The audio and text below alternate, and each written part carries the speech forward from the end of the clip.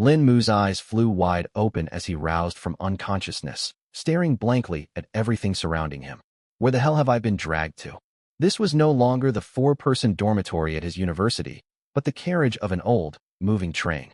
Rows of seats lined both sides of the compartment, laid out much like those on a subway. Apart from that, 3 people lay sprawled across the floor. 3 young women, all fully unconscious. Lin Mu stood up, stepped closer to one of them for a look, and froze on the spot. He knew this woman. Or rather, the entire country knew her. Su Qingli, a top-tier A-list celebrity in the entertainment industry. She had debuted at 16 and starred in over a dozen ancient Xianxia dramas in 5 years. Blessed with an ethereal, icy beauty, she was hailed as the nation's fairy, Fairy Qingli, and Fairy Su. Lin Mu's roommate Zhang was her die-hard fan. His desk was plastered with her posters, and he looped her hit drama Moon over Chang'an non-stop in the dorm every single day. And right now, the so-called nation's fairy lay less than a meter away from Lin Mu. She wore an elegant plain white ancient-style robe, as if she'd been snatched straight off a filming set. Lin Mu took a deep breath, forcing his gaze away from Su Qingli's face to turn toward the second girl. Once again, he was stunned. He knew her too. Wen Wantong. Clad in a white blouse paired with a black pencil skirt, she was a lecturer from his university's School of Liberal Arts, who had taught his ancient literature course the previous semester. Lin Mu still remembered that Professor Wen's lectures were always packed to the rafters. Famous across Yunzhou University for her stunning looks, countless students who weren't even enrolled in her class would sneak in just to catch a glimpse of her. A world-famous superstar, and his own breathtaking university lecturer. How on earth had they ended up together here? He turned to the third girl next. Great, another familiar face. Chen Lu, a freshman at Yunzhou University. She was a JK girl in a pleated skirt. Only a month into her first semester, she'd already been crowned the campus's new beauty on the school forum. Her line of suitors stretched all the way from the library gates to the school entrance. Lin Mu was a third-year student, Chen Lu a first-year. They'd crossed paths a handful of times, but barely spoken. He only remembered her because she was strikingly beautiful and incredibly popular. He had zero confidence that she could recall who he was, though. As Lin Mu observed the 3 women, all of them stirred at almost the exact same time. Chen Lu woke first. She blinked dazedly, jolting upright, so fast her twin ponytails nearly whipped Lin Mu in the face. Where's this place? Panicked, she slammed her back hard against the bench with a dull thud. The jolt cleared her head somewhat.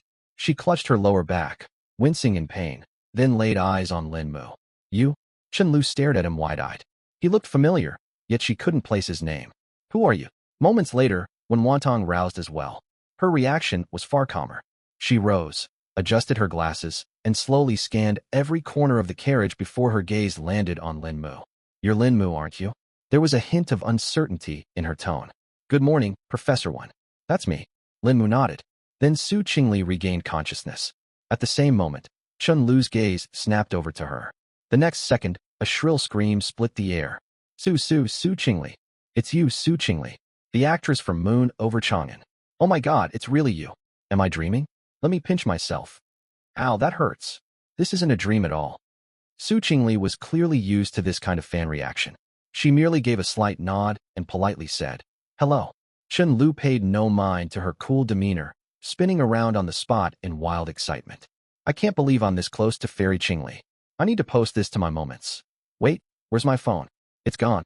She patted every pocket all over her body, finding nothing. Lin Mu instinctively patted his own pockets too. They were equally empty. Just then, an emotionless mechanical voice echoed through the carriage.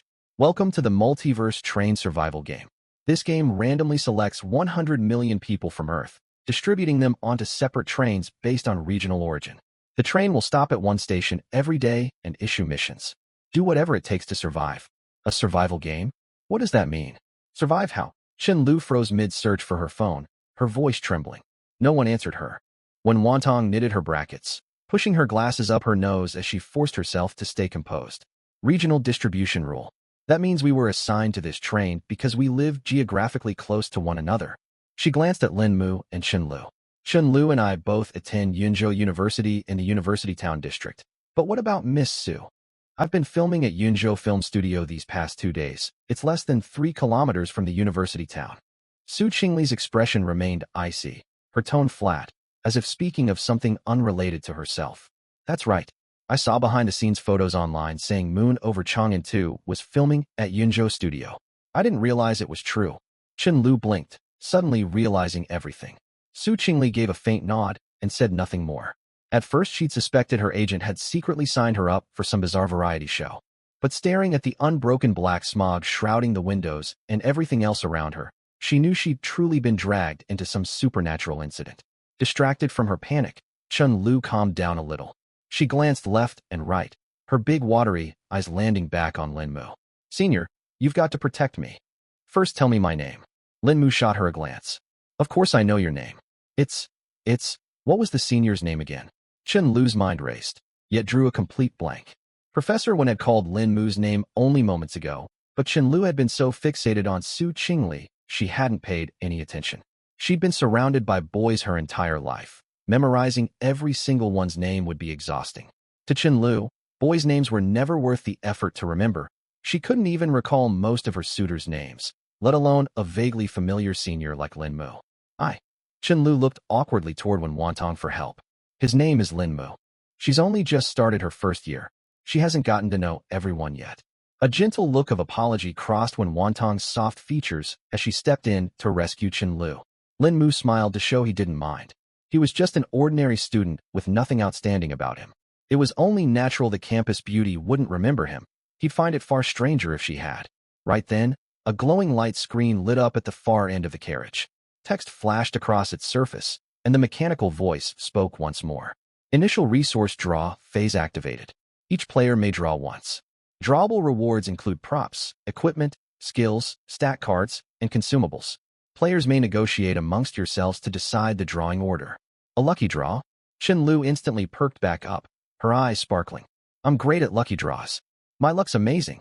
She skipped over to the light screen, glancing back at the other three, brimming with anticipation.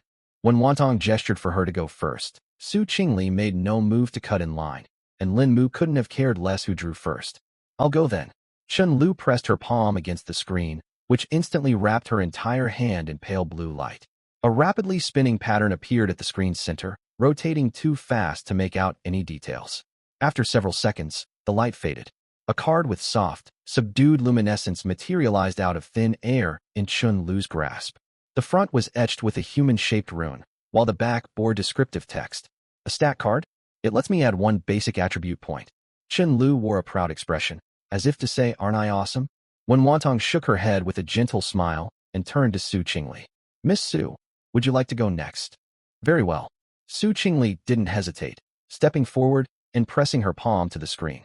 Blue light snaked up her arm, her ancient robes and long hair billowing in an invisible current of energy. Bathed in the glow, she looked as though she'd stepped straight out of a Xinxia drama. Chen Lu stared at her in starry-eyed admiration. When the light faded, even Su Qingli's cold expression flickered for a split second with surprise. "It's a skill," she said quietly. "What skill? Can I see, Sister Su?"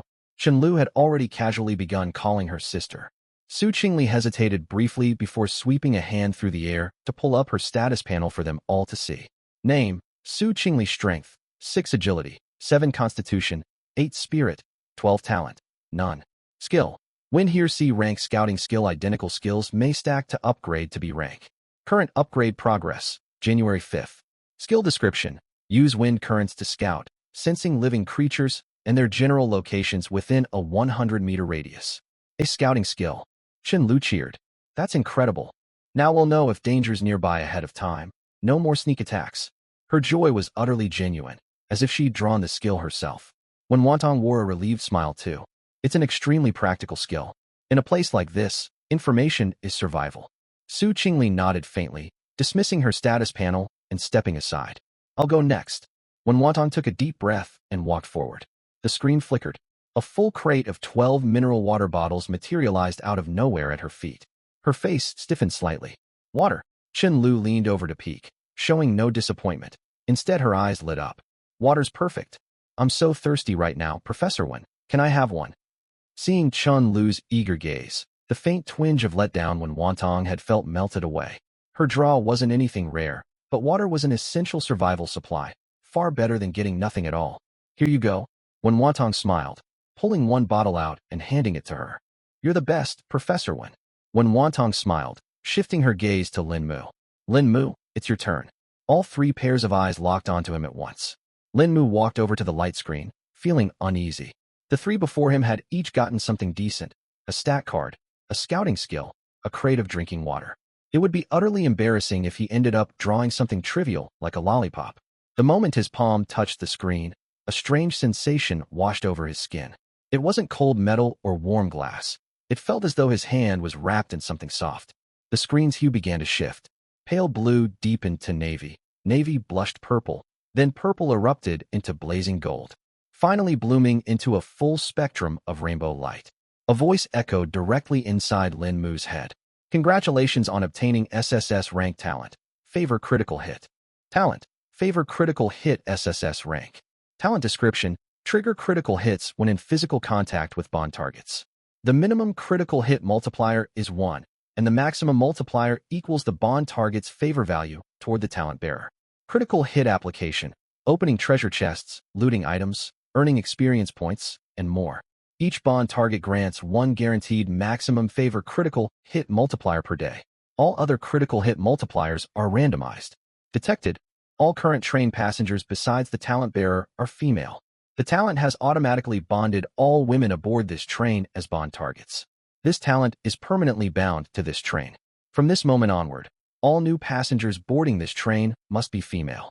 At the same time, a new line of data silently appeared on the carriage's front light screen. Bond target favor values: Su Qingli, 0 Wen Wantong, 30 Chen Lu, 10. Lin Mu stared at his status panel, his mind racing to process everything. Each bond target offered 1 guaranteed max multiplier daily. Take Professor Wen for example. Touching her would let him land 1x 30 critical hit per day, with all other hits random between 1 and 30 times the reward. The three girls couldn't see Lin Mu's personal talent panel, but they'd clearly spotted the favor value numbers on the public screen. They exchanged confused glances. Favor values? Chen Lu pointed at the screen, baffled. What's this supposed to mean? Is this how much we like Senior Lin? Wait, why am I only at 10? More importantly, why is this even displayed for everyone to see? Wen Wantong kept her composure. 30 was neither high nor low, simply the natural amount of regard a teacher held for a decent student. Still, having such private inner feelings laid bare for everyone to read was undeniably awkward. Su Qingli stared at the large 0 beside her name, shooting Lin Mu an impassive glance that clearly warned, don't get any ridiculous ideas.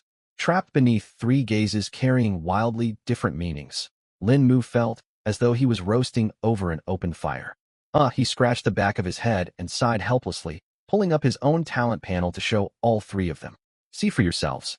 Chen Lu was the first to react once she read Lin Mu's talent description. Critical hits from physical contact?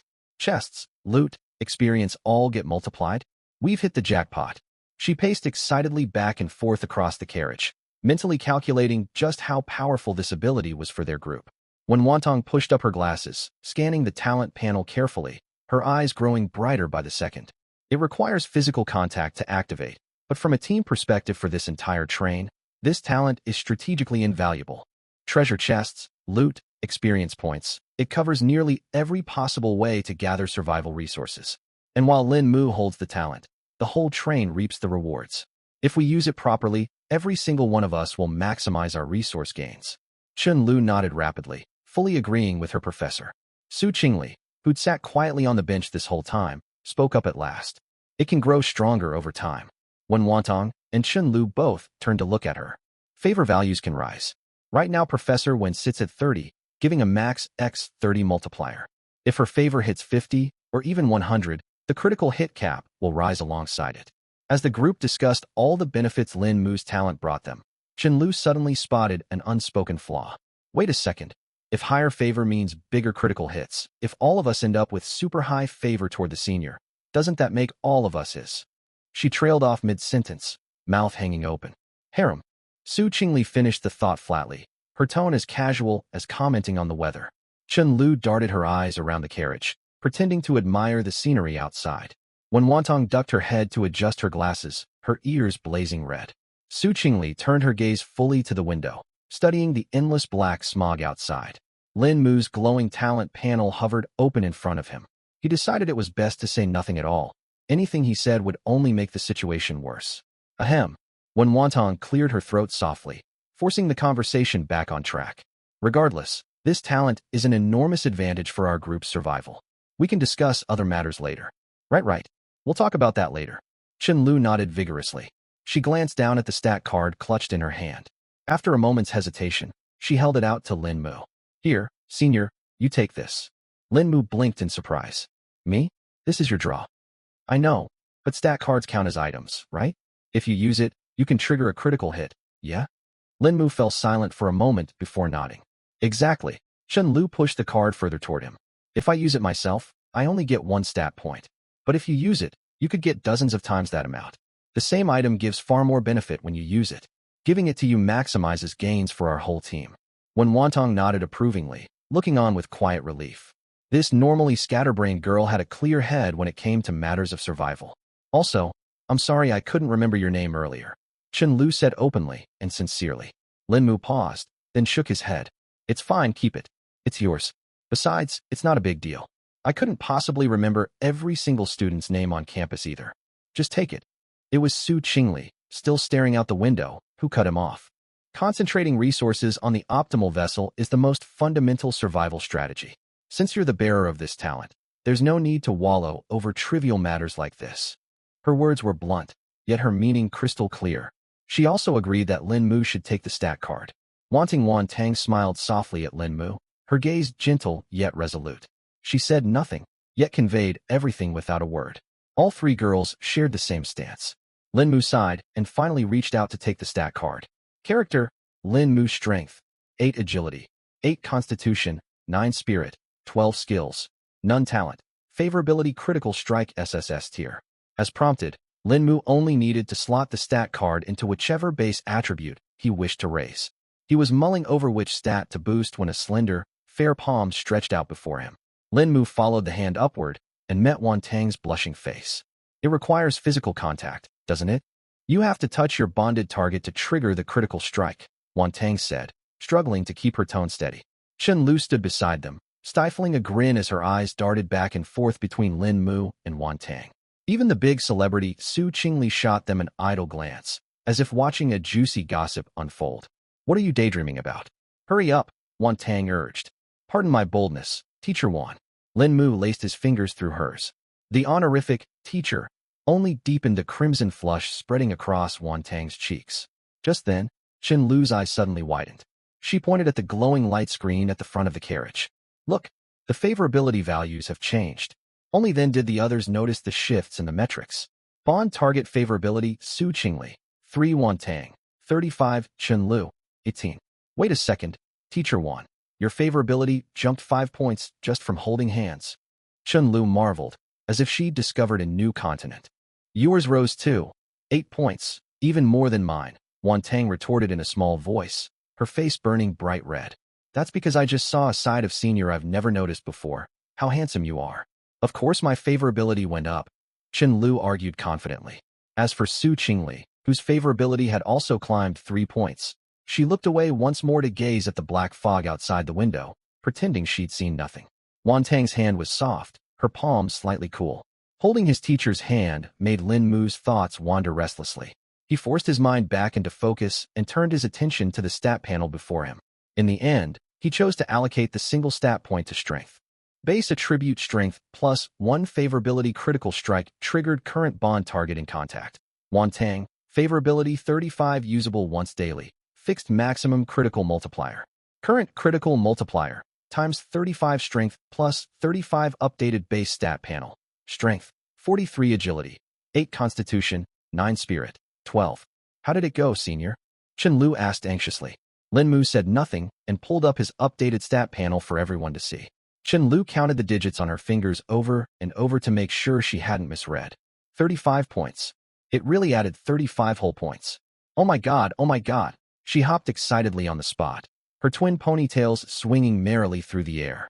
That's insane. 43 total strength points now. Senior could punch an ox to death with 1 blow. No, 2 oxen. Senior, from today on you're the SSR of our train.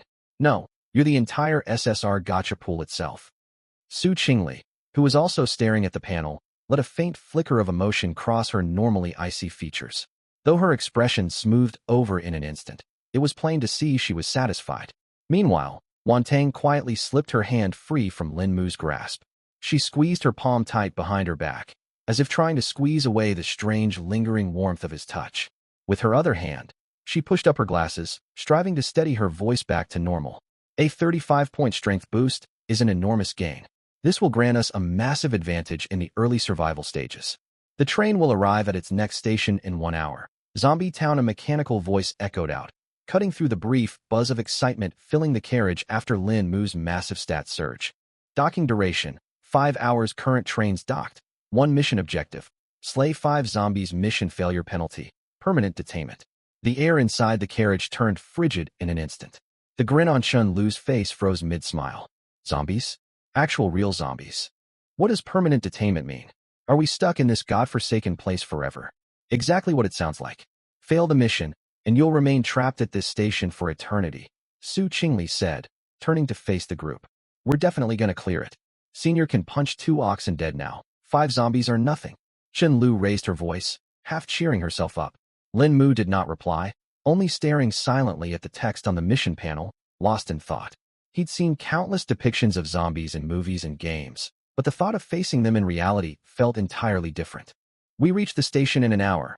We need to prepare before then. Wantang pushed up her glasses and spoke as calmly as she could.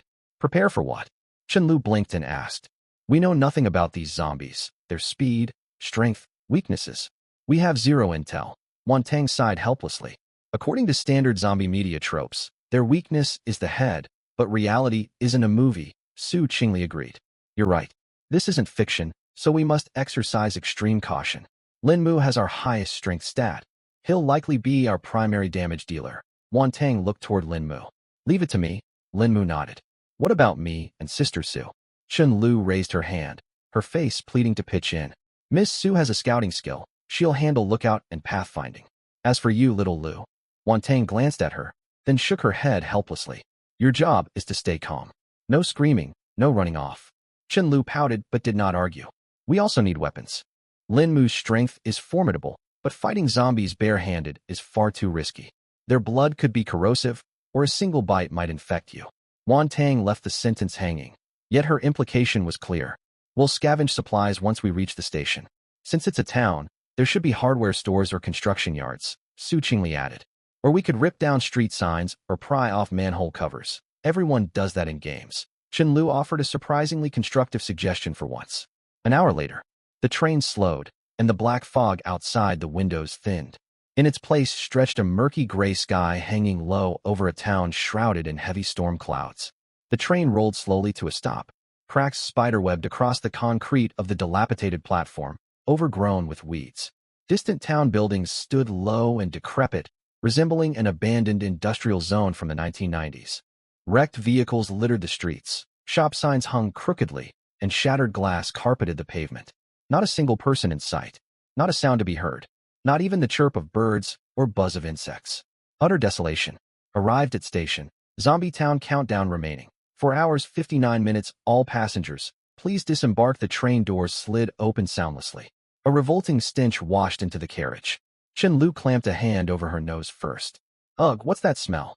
Rotting flesh, Su Qingli stated flatly, her brows twitching slightly in disgust.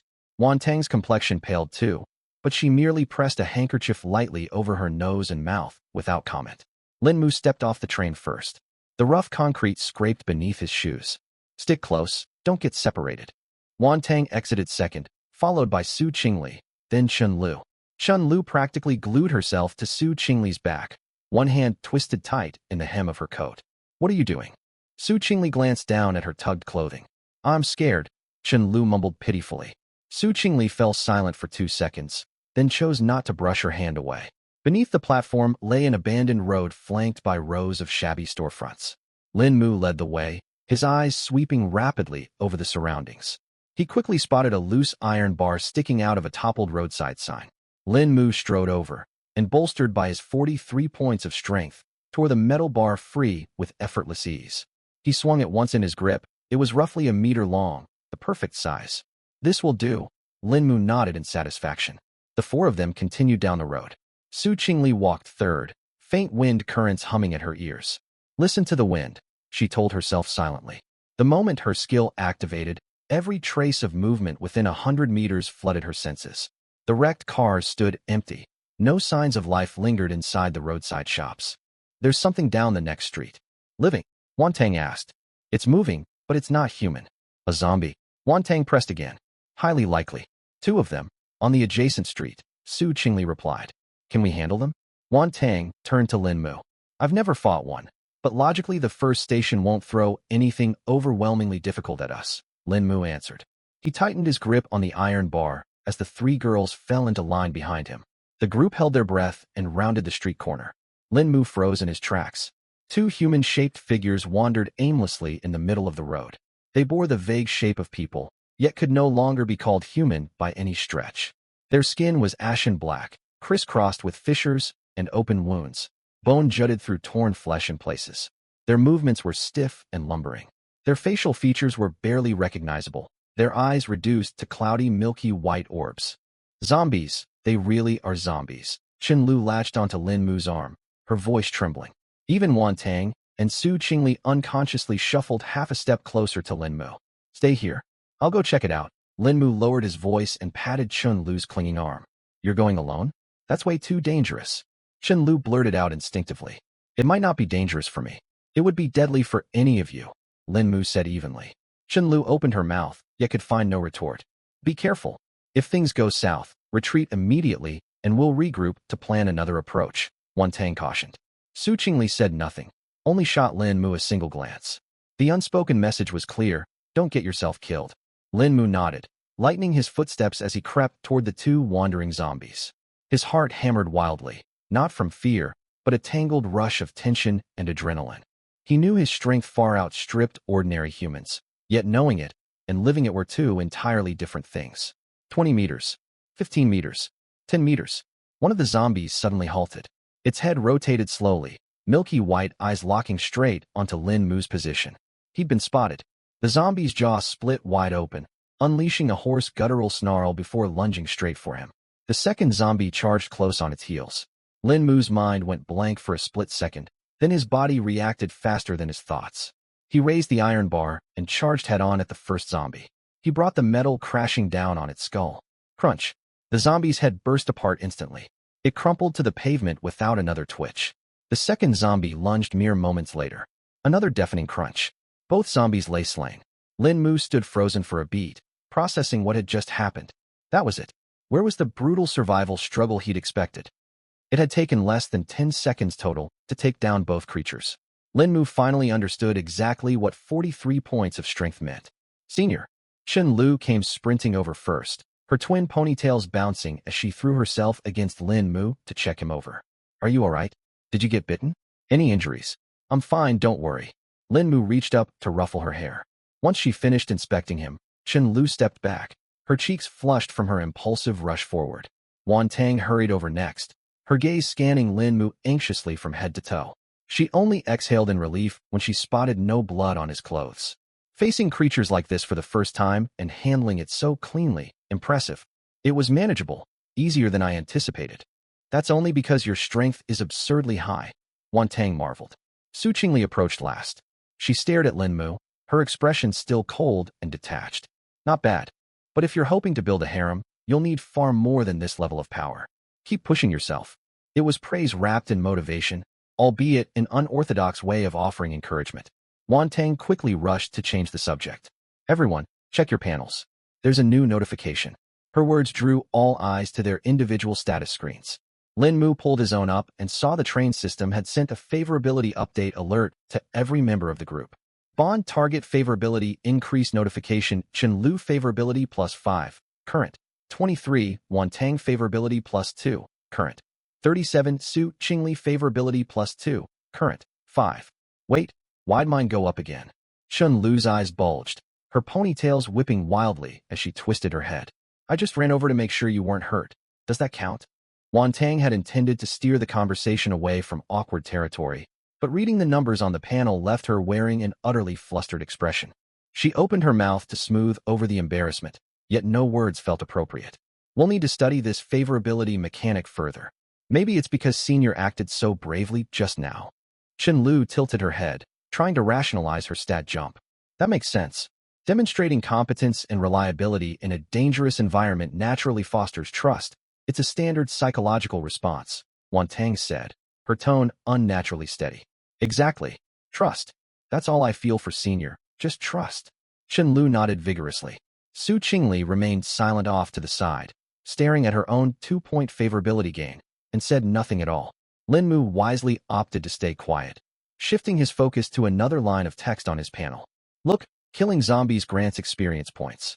He pulled the notification up for the 3 girls to read. Zombies slain times 2 experience gained. 2010 by 2 beside the experience value sat a gray toggle marked. Trigger experience critical strike? Experience critical strike from your talent. Try it quickly, Senior. Let's see how much it multiplies. Chen Lu urged eagerly. Wan Tang pushed up her glasses and held out her hand to Lin Mu without hesitation. Let's do it. With their earlier experience, the pair moved far more naturally this time as their hands interlocked. Experience critical strike activated current bond target in contact. Wan Tang, favorability 37 current critical multiplier, times 9 random. Base experience, 20 experience post critical strike, 180 player level up LV.1 LV.2 level up reward. All attributes plus 2 the numbers on the panel flickered and updated simultaneously. Strength, 43-45 agility, 8-10 constitution, 9-11 spirit, 12-14, 180 experience points. We jumped straight from level 1 to 2, and there's 80 extra points filling the experience bar. Chen Lu leaned in close to examine the screen. Only 100 points are needed to hit level 2, meaning Senior could level up again after just 2 more zombie kills, plus 2 to all attributes. It's not as explosive as a stat point critical strike, but consistent. Su Qingli's gaze swept across the 4 base stats. Senior, your talent is ridiculously overpowered. You've shot straight to the top overnight. Chen Lu spun in a circle out of sheer excitement, her ponytails flying.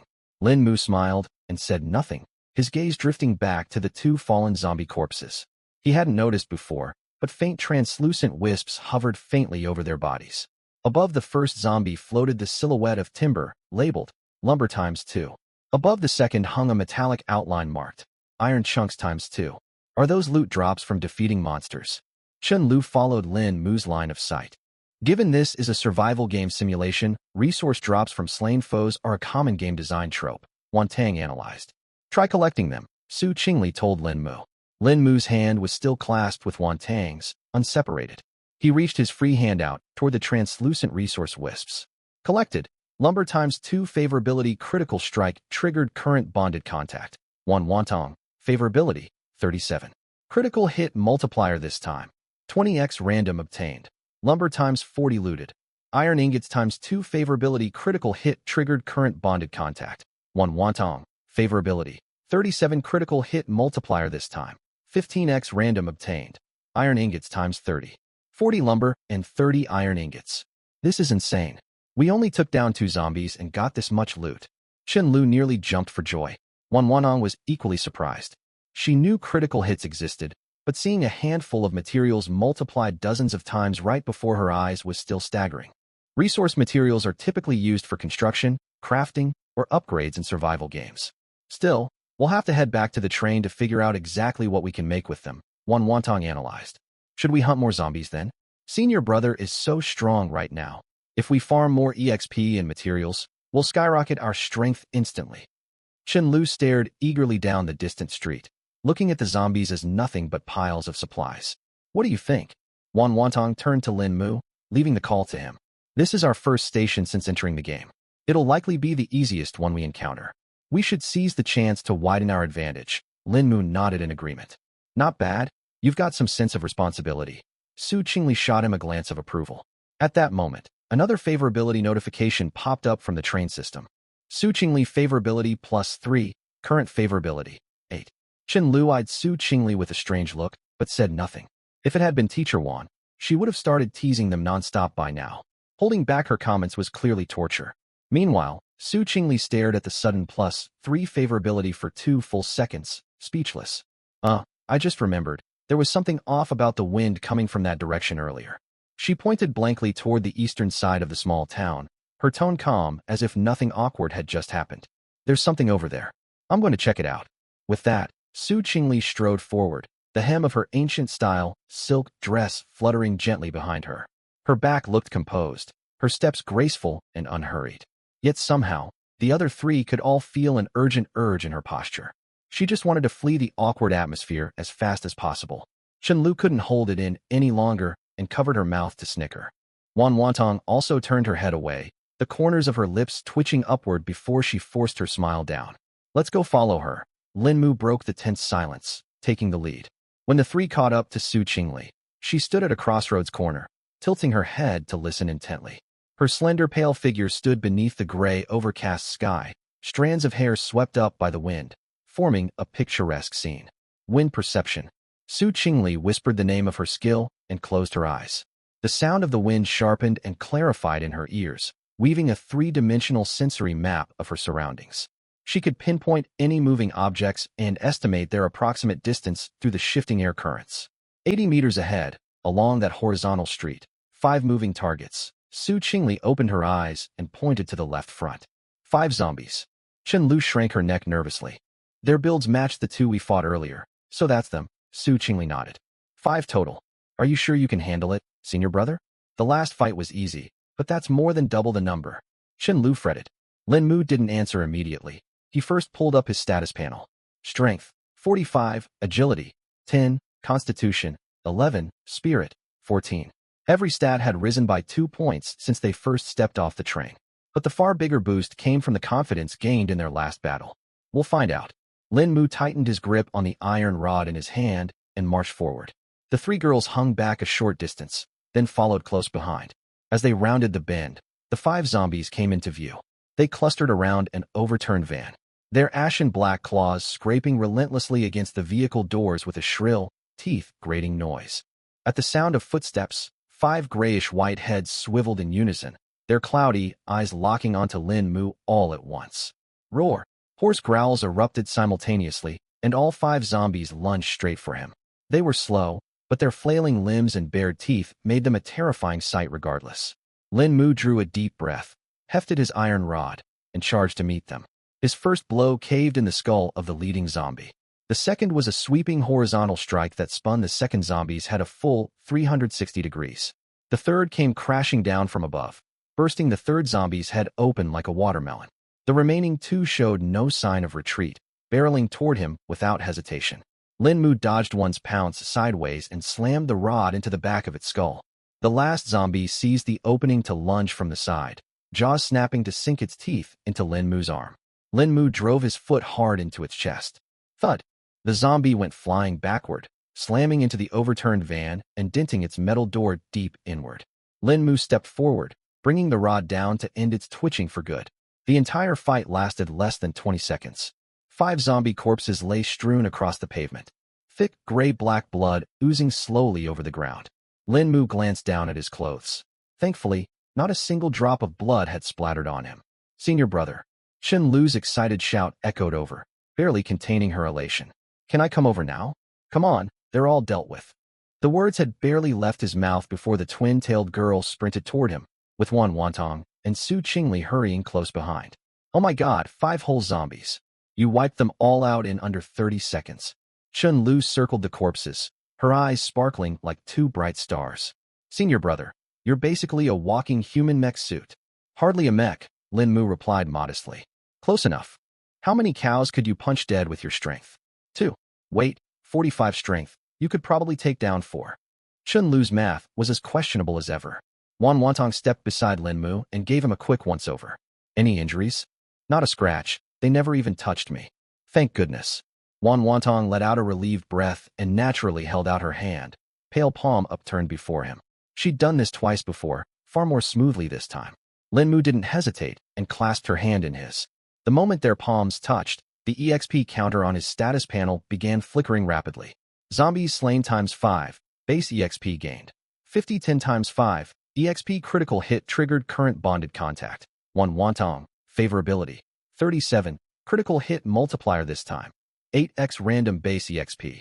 50, EXP after critical hit. 400, player level up, LV.2 LV. 3, level up reward. All stats +2. Lin Mu checked the EXP thresholds for each level. Level 1 to 2 required 100 EXP, level 2 to 3 needed 200, and level 3 to 4 demanded 300. He'd carried an extra 80 EXP leftover from hitting level 2 earlier. With the additional 400 EXP from the critical hit, he now sat at 280 surplus EXP after reaching level 3. Only 20 more EXP, and he'd hit level 4 again. Even as the one experiencing it, Lin Mu thought the pace was absurdly fast. It felt less like the official server and more like a private boosted server. Transparent loot orbs hovered above the 5 corpses, each dropping different supplies: lumber, iron ingots, cloth, and compressed biscuits. Chen Lu rushed over to inspect each drop. Compressed biscuits. We finally have food. Looks like we won't go hungry after all. Su Qingli volunteered a rare comment. Wan Wantong's hand was still locked with Lin Mu's as he looted the drops one by one. Looted. Lumber times 2. Critical hit triggered. 22x. Obtained. Lumber times 44 looted. Iron ingots times 2. Critical hit triggered. 18x. Obtained. Iron ingots times 36. Looted. Iron ingots times 2. Critical hit triggered. 10x. Obtained. Iron ingots times 20 looted. Cloth times 1. Critical hit triggered. 15x. Obtained. Cloth times 15 looted. Compressed biscuits times 1. Critical hit triggered. 20x. Obtained. Compressed biscuits times 20. Lin Mu shared the loot notifications with the entire party, flooding everyone's status panels with scrolling pop-ups. Chen Lu's jaw dropped open into a perfect O shape as she read the long list of numbers. 44 lumber, 56 iron ingots, 15 cloth, 20 packs of biscuits. Senior brother, did you rob the zombies' supply stash entirely? It only looks that abundant because of Lin Mu's critical hit ability, Wan Wantong reminded her. Without his critical multiplier, killing 5 zombies would have only yielded 2 lumber, for iron ingots, 1 cloth, and 1 pack of biscuits. Would you still think that's a huge haul? Your critical hit talent is ridiculously overpowered, Su Qingli deadpanned with complete sincerity. If I were the game developer, I'd ban your account on the spot after seeing this ability. Spit that unlucky talk out, Sister Su. We're legitimate players, not some game-breaking bug exploiters. Chen Lu shot back immediately. For nearly the next hour, Lin Mu led the 3 girls on a sweep around the town's outer perimeter. Su Qingli's wind perception skill performed shockingly well out in the open. She could pinpoint the exact location and count of zombie hordes nearly every time, letting Lin Mu prepare ahead of each fight. Lin Mu handled all combat. Wan Wantong supplied contact critical hits to maximize every drop of EXP and materials. And Chen Lu? Chen Lu's job was cheering them on from a safe distance, then bouncing over to tally all the loot once each skirmish ended.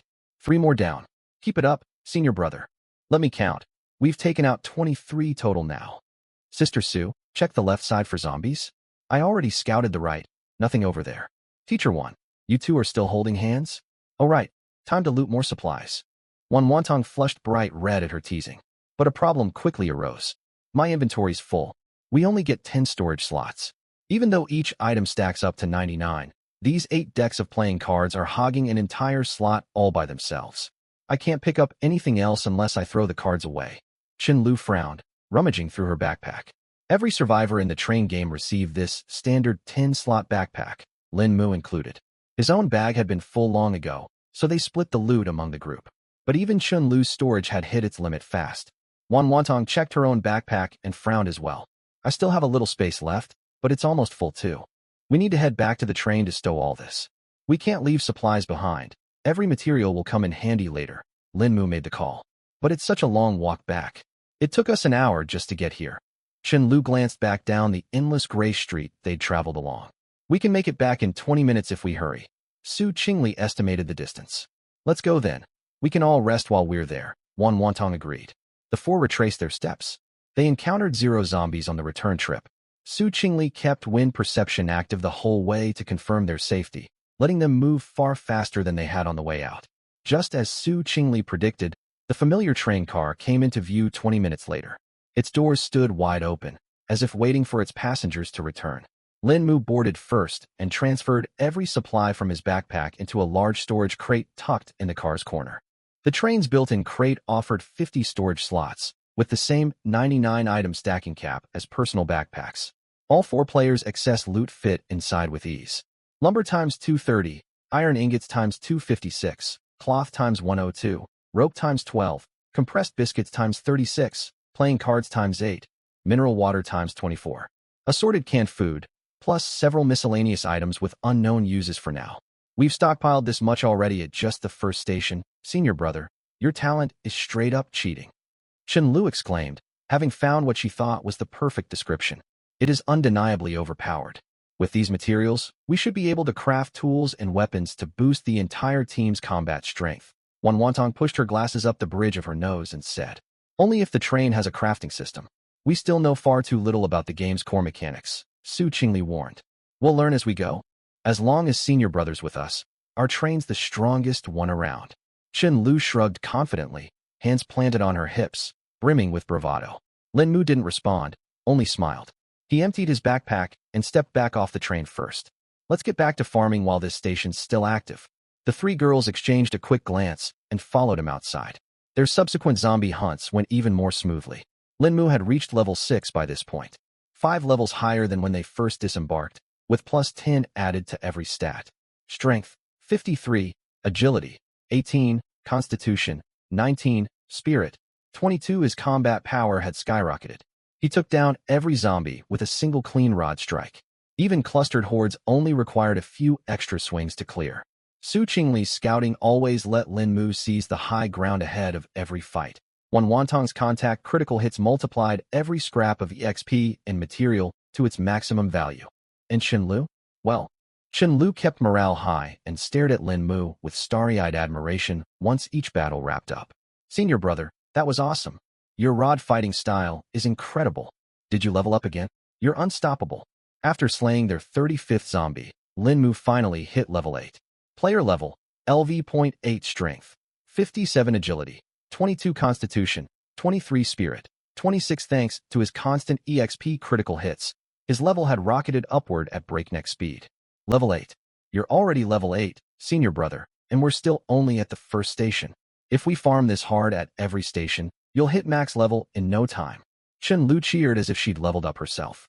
Max level is still a long way off, and each subsequent level demands far more EXP than the last. Wantong read Lin Mu's public stat panel and replied, but our critical hits give hundreds, even thousands of EXP at a time. What's there to worry about? Chen Lu remained endlessly optimistic. Su Qingli stayed silent through their conversation. Her gaze drifted past Lin Mu's shoulder, toward the deeper, unexplored heart of the town.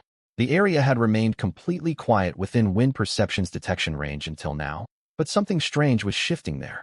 What's wrong? Lin Mu noticed her odd demeanor. There's something out there, just beyond my perception radius. Su Qingli pointed toward the town center, her tone uncertain. The second her words faded, a deep, rumbling roar boomed from the town's core. It was a sound no human could produce, unlike any zombie growl they'd heard so far. Deeper, heavier, carrying a bone-chilling aura of overwhelming pressure. Even separated by several city blocks, Chen Lu's face drained of all color. What is that? No one answered her. The train's cold mechanical system announcement blared to life at that exact moment. Mass zombie extermination by players has temporarily raised this town's danger level. Alert! Hidden town boss, zombie overlord, has been awakened. Current station danger level elevated. Rank E, Rank D recommendation. Prepare for combat immediately. A zombie overlord? What even is that? Why is there a boss monster? We only killed a handful of regular zombies. Did we really have to wake their leader? Chen Lu's voice cracked with panic. The boss spawn trigger is tied to total kill count. How many have you slain so far? Su Qingli tore her eyes from the town center and looked at Lin Mu. 35, Lin Mu replied. 35 kills is the threshold. We'll need to watch our kill count at every future station, or prepare thoroughly before hitting the spawn limit. Wantong quickly analyzed the situation. What do you think? Wantong turned to Lin Mu, leaving the call to him. This is our first station since entering the game. It'll likely be the easiest one we encounter. We should seize the chance to widen our advantage. Lin Mu nodded in agreement. What do we do now? This overlord sounds terrifying, and the station danger rank just jumped. No one mentioned danger levels before. Was that hidden game info? Chen Lu paced anxiously, stamping her feet. Let's take a look first. Lin Mu gripped his iron rod tight, staring down the street toward the source of the roar. At the far end of the road, a colossal silhouette rounded the corner and stepped into view. This monster was at least 3 times the size of an ordinary zombie. Ash-black muscles bulged all over its body, with dark red vein-like streaks faintly visible beneath its skin. Its head was also larger and more intact than a regular zombie's. One could even make out traces of its original human features. Its eyes were unlike those of common zombies too, blazing crimson, brimming with brutality and madness. It did not take long for the zombie lord to spot Lin Mu. Roar! It bared rows of sharp fangs and let out a deafening bellow. The sound was so thunderous it spiderwebbed cracks across the car windows lining the road. Terrified, Chun-Lu scrambled straight behind Lin Mu, clutching his clothes tightly with both hands. Senior, senior, senior. It's coming. It's walking right for us. Find somewhere to hide, Lin Mu said in a low, steady voice. Hide? Hide where? Wan Wantong swept a quick glance over their surroundings. That building over there. Su Qingli pointed at a two-story shop front beside the road. The ground floor was a general store, and the windows on the second floor were still unbroken. We can circle around the back to get inside and head up to the second floor. Go, all of you, hurry. Lin Mu never took his eyes off the zombie lord, only waving them away. Wan Wantong hesitated, opening her mouth to say something, but swallowed the words back down. Be careful, was all she said before grabbing Chun-Lu and rushing toward the building with Su Qingli. Senior, please stay safe. Chun-Lu called out as she ran. Only after the three girls vanished through the general store's back door did Lin Mu exhale a long breath. Flexing his wrist around the iron rod, he gripped tight. The zombie lord was now less than 30 meters away. Up close, its imposing aura was even more overwhelming. It stood a full 2.5 meters tall. Even from afar, Lin Mu could catch the stench of rot and blood rolling off its frame, and the ground trembled faintly with every heavy step it took. I have to seize the initiative, Lin Mu resolved inwardly, tightening his hold on the iron rod and charging forward. Seeing Lin Mu advance instead of retreat, a flicker of surprise crossed the zombie lord's crimson eyes. Then it quickened its pace as well. Its massive frame carried crushing momentum, carving deep fissures into the asphalt with each stride. Lin Mu dodged its first lunge sideways, swinging the iron rod in a full arc to slam hard into the monster's arm. Bang! The impact felt nothing like hitting a regular zombie. A single blow from this rod was enough to cave an ordinary zombie's skull in. But striking the zombie lord was like slamming into a giant block of rubber. The recoil sent a sharp tingle shooting up Lin Mu's palms. The strike only left a shallow indentation on the lord's arm. It glanced down at the wounded spot, then lifted its crimson gaze to pin Lin Mu in place, its stare almost mocking. Got quite a bit of strength, huh? Lin Mu stepped back 2 paces to create distance. The zombie lord lunged again right after. This time, Lin Mu did not meet the blow head-on. Instead, he leveraged his superior agility to circle around it. Though his agility stat was still less than half his strength, it far outmatched the lumbering, undead beast. The zombie lord boasted vastly greater strength and defense than common zombies. Yet its speed was barely any better. It could not keep up with Lin Mu's 22-point agility stat at all. Seizing an opening as he circled to its flank, Lin Mu brought the rod crashing down onto the zombie lord's knee. Crack! This blow finally bore fruit. A sharp snap echoed from its knee, and its entire frame lurched sideways. It steadied itself quickly, but that leg clearly could not bear its weight properly anymore. Glancing at its injured knee, the zombie lord lifted its head to lock eyes with Lin Mu. It abandoned its previous reckless charges, slowing its footsteps to advance on him step by step. Like a seasoned fighter shrinking its opponent's space. Lin Mu frowned. Does this thing actually have a brain? Meanwhile, on the second-floor window of the general store, 3 heads poked out one after another from behind the curtains, lined up like 3 cats observing a hunt. Chun-Lu leaned over on the left, Su Qingli in the middle, and Wan Wantong on the far right. Can Senior beat that huge monster? Chun-Lu whispered, afraid of drawing the zombie lord's attention. From what I can tell, he holds the advantage in speed and agility, but their strength gap is narrow. The zombie lord's defense is definitely far superior, Wan Wantong analyzed, her tone laced with worry. Su Qingli said nothing, merely watching the fight unfolding below in silence. Yet the unconscious tapping of her fingers against the windowsill betrayed her inner unrest. Downstairs, the battle grew fiercer by the second. The zombie lord kept closing off Lin Mu's room to maneuver. Slow as it was, it possessed unshakable patience. Every time Lin Mu tried to circle behind it, the monster blocked his path with its body ahead of time. Its combat instincts were leagues above ordinary zombies. I can't keep letting it dictate this fight. Lin Mu reached a split-second decision. He drew a deep breath, no longer ducking or retreating, and suddenly charged straight at the zombie lord head-on. The lord clearly had not anticipated Lin Mu's bold advance, confusion flickering across its crimson eyes. It did not hesitate, however, swinging its enormous palm to swat at Lin Mu's head. At the last possible instant, Lin Mu ducked low and rolled cleanly past the monster's side. Mid-roll, he swept the iron rod sideways, slamming it hard into the lord's lower back. Bang! The zombie lord lurched violently and let out a thunderous roar. Lin Mu gave it no time to recover, spinning around to strike the same spot a second time. A third blow, a fourth, a fifth. He poured all his power into every swing, channeling his full 57 strength points into the monster's wounded waist. The zombie lord's pained bellows grew louder, its body sagging further and further to one side. Finally, after countless consecutive strikes, a gaping bloody wound burst open on its flank, thick ash-black blood gushing forth. It stumbled, trying to twist around, but its injured knee and waist slowed its movements to a crawl. Lin Mu seized the chance, dashing up to its front. He raised the iron rod high overhead and brought it crashing down toward the monster's skull. The zombie lord lifted an arm to block, but it was far too slow. The rod connected solidly with the lord's crown. Boom! Its colossal body crashed heavily to the asphalt, kicking up a cloud of dust. The zombie lord lay sprawled on the road, its crimson eyes still rolling as it struggled to drag itself back to its feet. Lin Mu wasted no time, raising the rod one last time and driving it down onto its head. Silence fell. A layer of pale white light shimmered across the zombie lord's corpse, quickly coalescing to form a treasure chest hovering above the body. The ornate chest glowed soft white, waiting to be opened. Zombie Lord Grade D Elite eliminated. Experience gained, 100 unsettled. Option to trigger critical hit bonus. Select no to settle immediately. The back door on the general store's ground floor slammed open, and Chun Lu bolted out first. Senior, you won. You really beat it. She skidded to a halt in front of him, circling him twice as if checking for injuries. Are you hurt? Did that giant hit you? Did its claws cut you anywhere? I'm fine, don't worry. Lin Mu reached out and patted the top of her head. Chun Lu only then realized she had thrown herself at him again, jumping back a step with bright pink cheeks. Wan Wantong and Su Qingli walked over right after. Wan Wantong scanned Lin Mu's body thoroughly, only truly relaxing once she saw no wounds on him. Then her gaze fell on the treasure chest floating above the monster's corpse. Is that a treasure chest? It dropped from killing the zombie lord, Lin Mu nodded. A chest. It's a treasure chest. Senior, open it quickly. Let's see what great loot we get. Chun Lu burst into excitement again. Lin Mu naturally laced his fingers through Wan Wantong's, lifting his free hand to open the chest, when Su Qingli suddenly called out to stop them.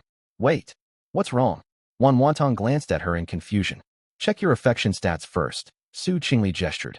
Only then did the three notice the numbers on their status panels had shifted once more. Bond target affection values, Su Qingli. 15 Wan Wantong. 42 Chun Lu. 33 huh? My affection went up again. It jumped from 23 to 33, 10 whole points. Chun Lu blinked wide-eyed. It rose during the fight. Like I said before, it's only natural to grow trusting when you watch a companion display overwhelming strength and reliability in mortal danger.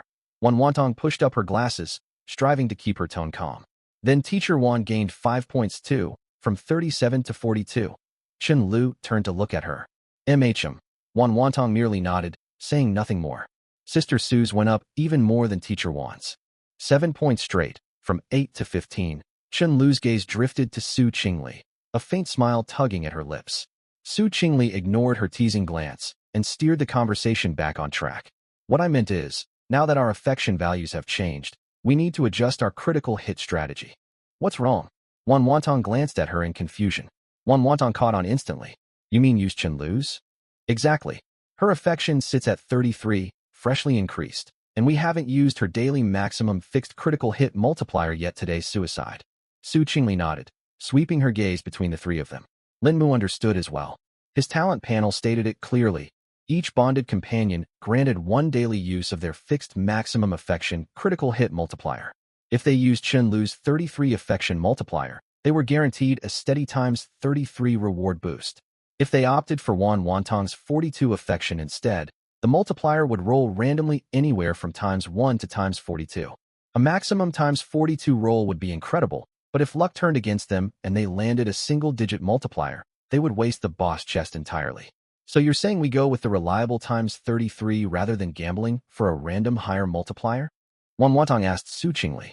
This is a boss drop chest. It almost certainly holds valuable rewards. We can't afford to leave such critical resources to chance. Su Qingli spoke with unwavering certainty. That makes sense. Wan Wantong nodded, turning toward Chun Lu. Su Qingli followed suit, looking to the young girl. Chun Lu blinked once. Then her watery big eyes slowly widened, fair cheeks flushing bright red before their eyes. And me?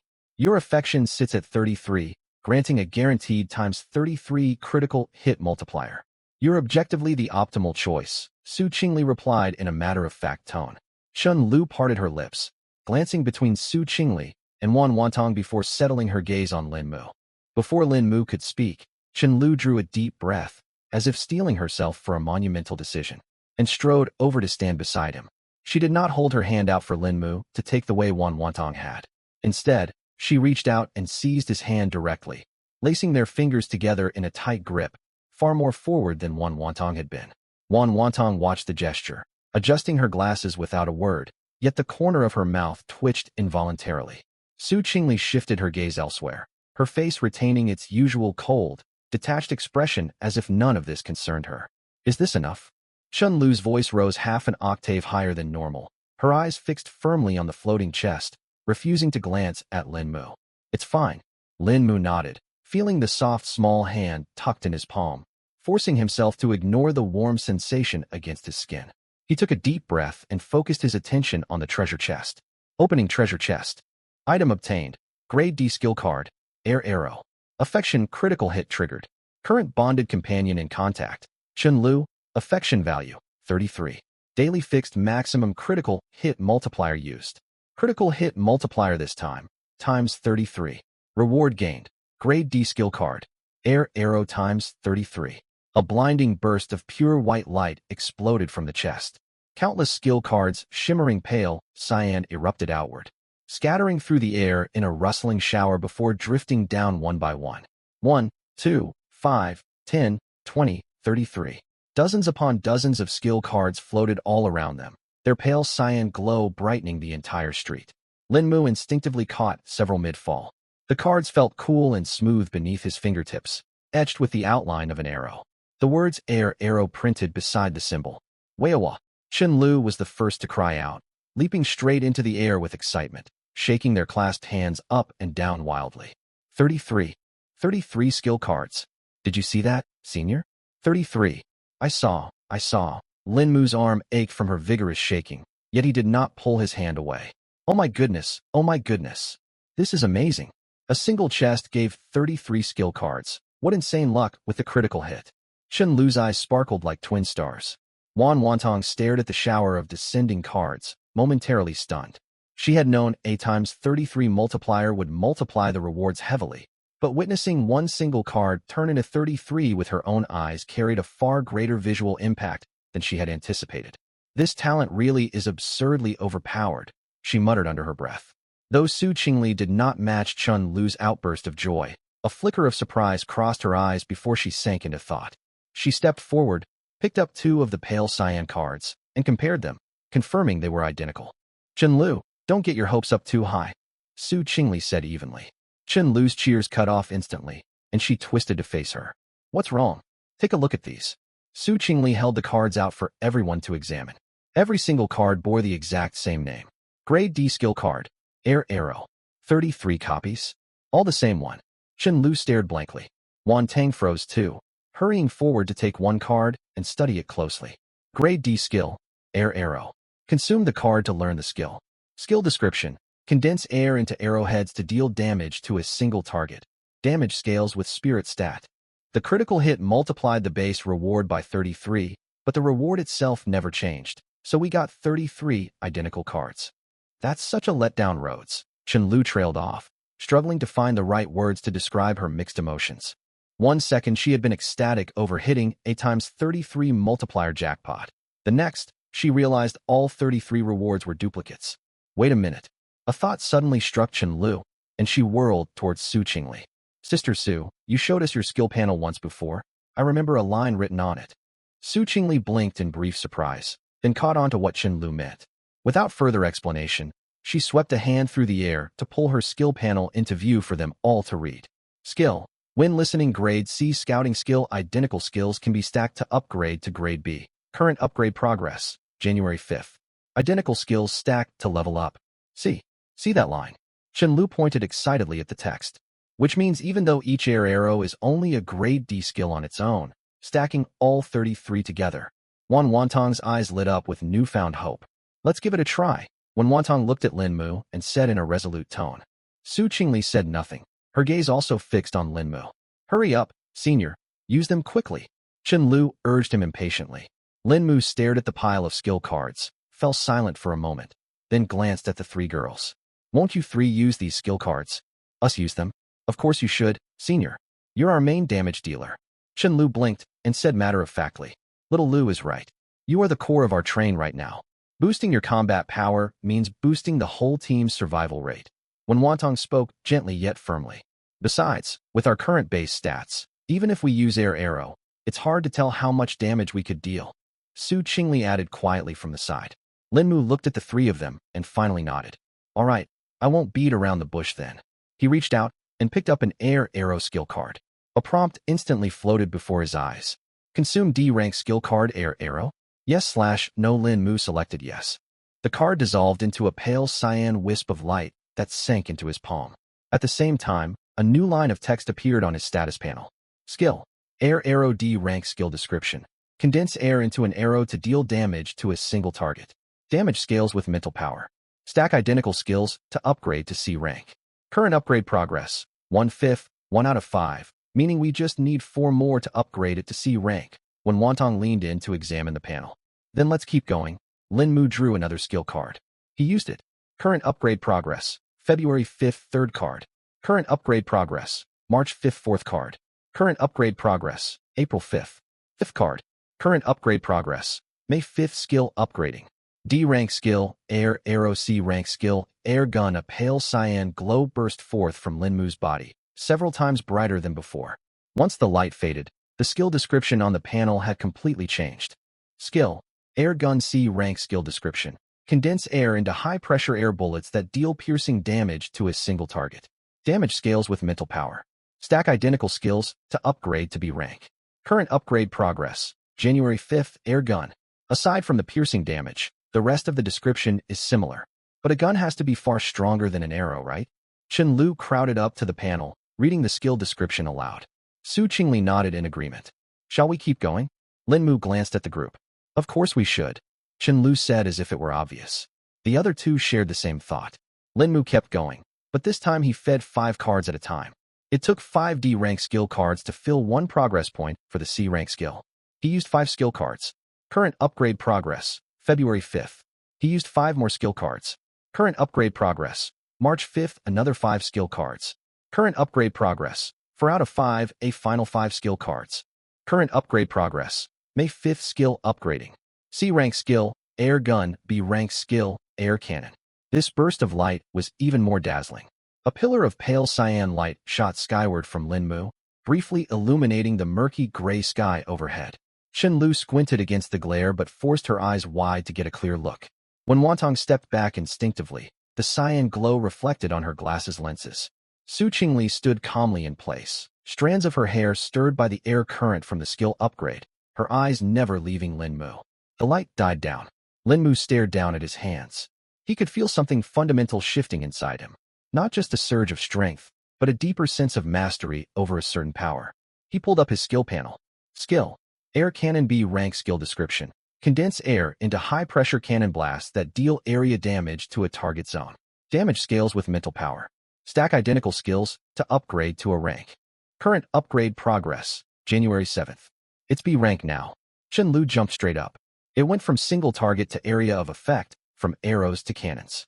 This skill improved far more drastically than I expected. A smile tugged at Wantong's lips. How many cards did that use up? Su Qingli asked. 25, Lin Mu replied.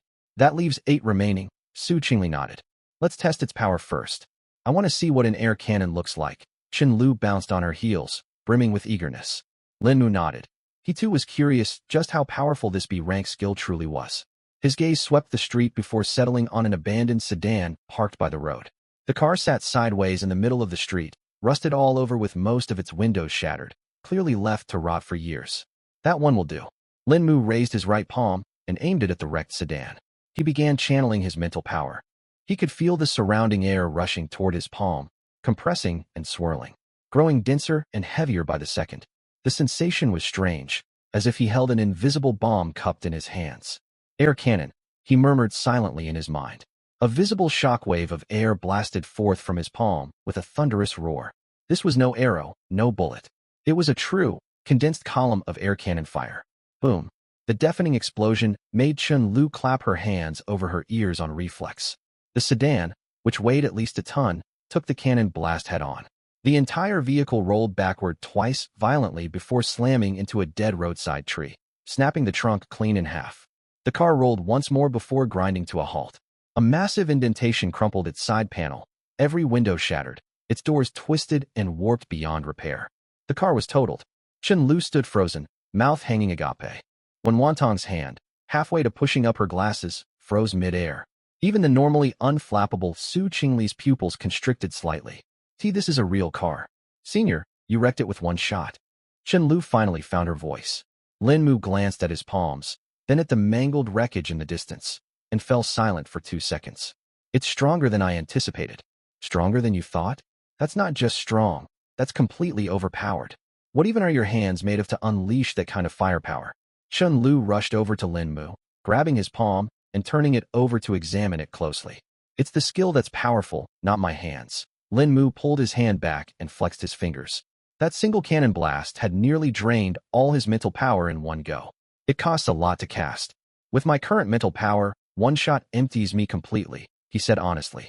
But its firepower is undeniably impressive. Su Qingli stepped forward, tearing her eyes away from the overturned car. If we'd had this skill when we fought the zombie lord earlier, one shot would have finished it off. Still, better late than never. The upcoming stations will only grow more dangerous. Having this ace up our sleeves drastically boosts our survival odds. When Wantong agreed. Mental power can keep growing too. You're sitting at 26 mental power right now. Once your stat rises higher, this skill's cost won't feel like such a burden, Su Qingli analyzed. We still have 8 leftover air arrow skill cards, not enough to level up Senior's air cannon. What should we do with them? Chun-Lu suddenly remembered. We do need to discuss that, but not right now. The train departs in an hour. The trip takes roughly 30 minutes, so leaving a 30-minute buffer is wise. If we hit an emergency and run out of time, we'll be stranded here permanently, and that's the last thing we want, when Wantong explained. The words, stranded permanently, carried heavy weight. Even Chun-Lu's expression turned serious. Let's hurry then. I don't want to be stuck in this zombie-infested dump. The four turned and headed back the way they'd come toward the park train. Su Qingli walked at the front, activating her wind listener skill every few steps to sense all movement within 100 meters. Lin Mu brought up the rear, gripping an iron rod as his eyes scanned the streets and alleyways on either side. When Wantong and Chun-Lu walked in the middle, their return trip proceeded at a leisurely pace, the atmosphere far lighter than it had been on the way over. After walking a short distance, Chun-Lu suddenly halted and spun around sharply, her twin ponytails arcing through the air. Wait a second. Senior, you haven't crit the experience points from killing the zombie lord yet, have you? She stared wide-eyed at Lin Mu. Lin Mu blinked and pulled up his status panel. Sure enough, the kill notification lingered there, marked unsettled experience points, with a blinking selection box beside it. Killed D rank elite. Zombie lord experience gained, 100 unsettled. Option to trigger critical hit. Select no to settle immediately. I completely forgot. Lin Mu scratched the back of his head. How could you forget something that important? Chun-Lu stared at him in disbelief. I was too busy looting the treasure chest just now, Lin Mu admitted truthfully. When Wantong shook her head, then naturally stepped beside Lin Mu and held out her hand, her pale palm hovering open in the air. She'd done this countless times, the movement as smooth as second nature. Come on, settle the experience before we reach the train, when Wantong said. Lin Mu took her hand and focused his attention on the panel. Settle experience points? Yes/no. He selected yes. Critical hit triggered. Current bond target in contact. When Wantong, favorability. 42 random critical multiplier this time. 8x base experience. 100 experience after critical hit. 800. Player level up. LV.8 LV.9 level up reward. All stats plus 2 current level. LV.9 strength. 59 agility. 24 constitution. 25 mental power. 28. You hit level 9. All your stats went up another 2 points. Senior, you're barely even human anymore. Chun-Lu shook her head and sighed in awe.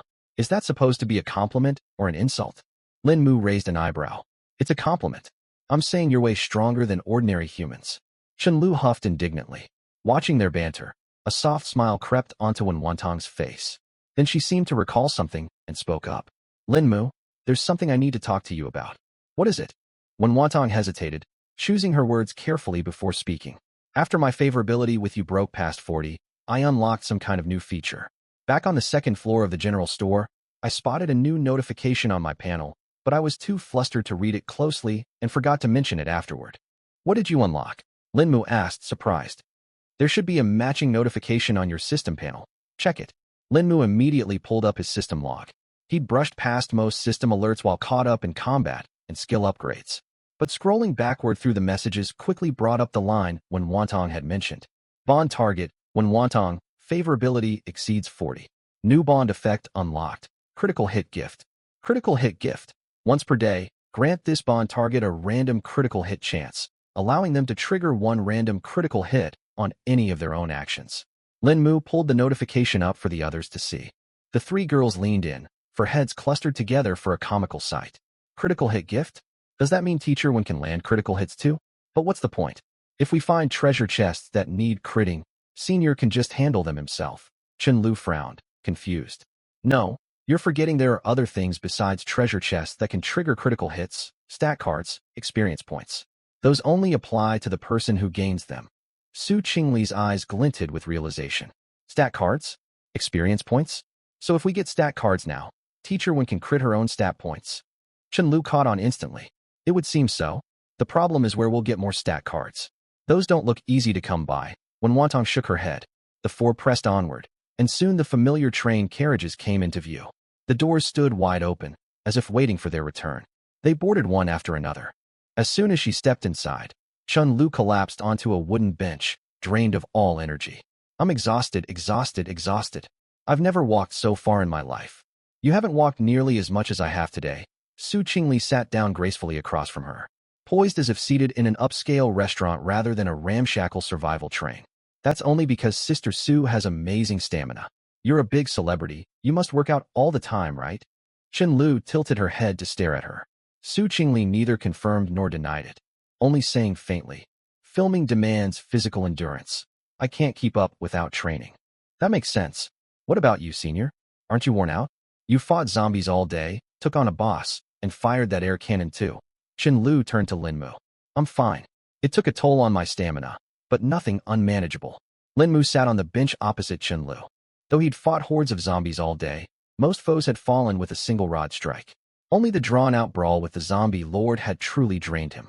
With each level up, all his stats rose, and his constitution now sat at 25. His recovery far outpaced ordinary people's. Let's eat something first. We have over 20 minutes until departure. We can restore our energy in that time. When Wantong pulled out a pack of compressed biscuits and several bottles of mineral water, passing them around. Lu tore open the biscuit pack and took a bite, her cheeks stuffed full as she mumbled. This isn't half bad, tastier than I thought it'd be. That's just hunger talking. Su Qingli sipped water in her usual elegant manner. Fair enough. Lu took another huge mouthful, chewed, then suddenly remembered something. Oh right, what do we do with those 8 leftover skill cards? The remaining air arrows. I think we should give them to little Lu, when Wantong said without hesitation. Me? Teacher One, you're joking. I can't even bring myself to fight zombies. Wasting skill cards on me makes no sense. Lu nearly spat out her biscuits in shock. It won't be a waste. 5D rank skill cards combine into 1C rank skill, upgrading air arrow to air gun. It's single target, but more than enough for self-defense, when Wantong spoke earnestly. But I don't need to fight zombies. Senior takes all the hits up front, Lu said matter-of-factly. What if we get separated? What if Linmu isn't around to protect you? What if the next station's mission requires everyone to join combat? When Wantong fired off 3 what-ifs in a row, leaving Lu gaping without a reply. Teacher One makes a good point. We can't rely on Linmu forever. Everyone needs a way to defend themselves. Plus, Lu, you gave up the stat card you drew earlier. From a team contribution standpoint, you deserve priority compensation. Su Qingli backed when Wantong's suggestion. That single stat card crit into 35 strength points for Linmu, bringing massive value to our team. Now that we have spare resources, allocating them to you first is only fair, when Wantong nodded firmly. I'm tempted, but I still think you two should get them first instead of me. Lu wavered, then shook her head. Why? When Wantong looked surprised. When Wantong was about to argue further when the train jolted gently. The carriage swayed, and the murky gray sky outside began sliding backward. We're moving. Chen-Lu blinked and twisted to look out the window. The small town shrouded in dark clouds slowly receded. Dilapidated platforms, cracked concrete, wild weeds sprouting through every crevice, all shrinking into the distance. We really are. Su Qingli tore her gaze from the window. The train glided smoothly into a veil of black mist, the scenery outside swallowed by murky gray-black chaos until nothing could be seen. Very well, we can revisit this discussion later. We have plenty of time before the next station. There's no rush to decide right now. When Wantong sighed, setting the matter of the skill cards aside for the moment, Chen-Lu heaved a relieved breath and flopped back onto the bench. Just then, the emotionless mechanical voice echoed through the carriage once more. New player tutorial completed. Congratulations to all players for finishing your first station mission successfully. Train upgrade system unlocked. Spend resources to raise your train's level and unlock more features. Public chat channel activated. Players may communicate with trains from other groups in the public channel. Wishing you all the best of luck in the multiverse train survival game. A public chat channel? Chen-Lu shot upright, her eyes lighting up instantly. Does that mean we can talk to other players now? Find out what's going on aboard other trains? Theoretically, yes. Wantong pushed her glasses up, her gaze already fixed on the light screen at the front of the carriage. But with 100 million players online at once, the public channel is probably going to be flooded with an overwhelming volume of messages. Let's take a look first. Su Qingli stood and walked over to the screen. Lin Mu and Chen-Lu crowded around right behind her. The interface that had previously displayed mission information had changed, with several new options now visible. On the left ran a vertical list, ordered from top to bottom. Train status, public chat channel, crafting system locked, trading forum locked. The right side showed the detailed panel for whichever function was selected, currently displaying the train status page. Train name, unnamed train level, 1 current crew, Lin Mu, Su Qingli, Wen Wantong, Chen-Lu next station. Unknown announced 1 hour prior to arrival. Resources required for level up, 100 timber, 100 iron ingots.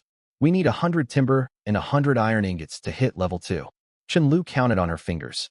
How much do we have again? 295 timber and 288 iron ingots. We've got more than enough. Hold off on upgrading for now. Let's check out the other features first. Lin Mu tapped the public chat channel option on the screen. A pop-up prompt appeared on the light screen. Please name your train. The name cannot be changed after confirmation and will serve as your display name in the public channel. Train name. We have to pick a name? What should we call it? Chen-Lu tilted her head, deep in thought. Just pick something random. It's only a label. Wen Wantong didn't think it was a big deal. How can we just pick randomly? We're stuck with this name forever. Chen-Lu shot back sharply, her expression dead serious. It's like naming a person. The name you choose shapes your fate for a lifetime. It's just a label. It's not that deep. Lin Mu shook his head. It absolutely is that deep. Chen-Lu planted her hands on her hips and began pacing back and forth across the carriage, her twin ponytails bouncing with every step. Let me think, what sounds good? Invincible, she suggested first. Too cringy edgy. Wen Wantong shook her head. Survivor. Too gloomy. For once, Su Qingli sided with Wen Wantong. How about hope? Far too generic. 80 million out of 100 million players are probably going to pick that name. Lin Mu couldn't help chiming in. Chen-Lu pouted and resumed circling the carriage. After 3 or 4 loops, she suddenly froze, spinning sharply so her twin ponytails whipped through the air in a dramatic arc. I've got it. What? The other 3 turned their eyes to her at once. Harem Express. Silence hung heavy in the carriage for a full 3 seconds. When Wantong's features went rigid, the tips of her ears flushing bright red in plain sight. Su Qingli barely reacted, merely lifting one eyebrow as if mulling the name over. Lin Mu's mouth twitched, and he drew a deep breath. No way. Why not? I think it's perfect. Chen-Lu blinked innocently. Look, Senior Lin, you're the only guy on this train, and the rest of us are all girls. It's literally a harem. The name's straightforward and fun. What's wrong with it? Everything's wrong with it. When Wantong found her voice at last, struggling to maintain her poised teacher's demeanor, though the faint tremor in her tone gave her away. We can't use that name. Teacher, when you hate it too? Chen-Lu's shoulders drooped in disappointment. Of course I do. It's far too inappropriate. When Wantong pushed her glasses up several times before finishing the sentence, the carriage fell quiet again. Then an unexpected voice cut through the silence. I actually think it's not half bad. All 3 pairs of eyes swiveled towards Su Qingli. She sat on the bench with her long legs crossed, one elbow propped up to cradle her chin, her usual cool, unruffled expression intact. It's simple, easy to understand, and highly distinctive. Other players will remember a name like this instantly in the public channel. Su Qingli explained her reasoning. Sister Su, are you being serious? Chen Lu's eyes went wide. I am. Su Qingli gave a slight nod. I'm against it, no two ways about it. Lin Mu shook his head firmly. That's 2-4, 2 against. What do we do now? Chen Lu glanced between Su Qingli, Wen Wantong, then Lin Mu. Let's brainstorm other options. Wen Wantong quickly steered the conversation back. Fine, fine. Chen Lu sighed, tugging at her twin ponytails, when a sudden idea struck her. How about family carriage? Family carriage? Wen Wantong blinked in surprise. Yeah, family carriage. The more Chen Lu thought about it, the better it sounded, and she rambled excitedly. It's basically the same vibe as Harem Express, but way less embarrassing to say out loud. Besides, the four of us really are like a family now, surviving together, fighting zombies side by side. It fits that whole big family feel perfectly. When Wantong opened her mouth, ready to argue that the two names were nothing alike, yet couldn't find a single counterpoint. She could only glance over at Su Qingli for backup. It's passable. Su Qingli offered a non-committal verdict. Then we'll go with this one. Chen Lu's eyes sparkled eagerly. When Wantong fell silent for 2 full seconds before letting out a long sigh. Very well, this one I can accept. What about you, Senior Lin? What do you think? Chen Lu immediately turned to Lin Mu. Lin Mu thought it over and agreed it was vastly better than Harem Express. At the very least, to outsiders, it sounded like an ordinary train name that wouldn't spark odd assumptions. All right, this one works. Yay! Chen Lu cheered, darting over to the light screen. She raised her hand and carefully typed 3 characters into the input box. Family carriage. Train naming successful. Current train name, family carriage. Public chat channel unlocked. Current region, Zone 67. Note: all 100 million global players are split evenly across 100 regional zones, with 1 million players per zone. This train belongs to Zone 67. Anyone alive out there? Hello? Any survivors? Yeah. 5 of us on this train, all still breathing. What about your crew? 7 started on ours, 2 died, only 5 left. Just 3 of us. Our station was an abandoned factory. The mission was to kill 5 mutant rats. We barely scraped by. One of us almost died. Does anyone on your train have abilities? One of our crew rolled a grade C healing skill, saved our skins multiple times. Grade C healing? That's insane. The best we've got is a grade C passive stat boost. Just a few extra constitution points. Totally useless. Any players from Yunzhou here? Everyone on our train's from Yunzhou. Let's add each other as contacts for later. We can mess around with the chat later. Let's upgrade the train first. Lin Mu pulled his gaze away from the scrolling chat and pulled up the train status panel. Right. Upgrade time. Chen Lu's attention instantly shifted. Lin Mu tapped the level up button. A pop-up prompt instantly appeared on the screen. Train upgrades can trigger critical resource reduction multipliers. Proceed with critical roll? Yes, /no. A beat of silence filled the carriage. This can get a critical multiplier too. Chen Lu yelped, raising her voice an octave.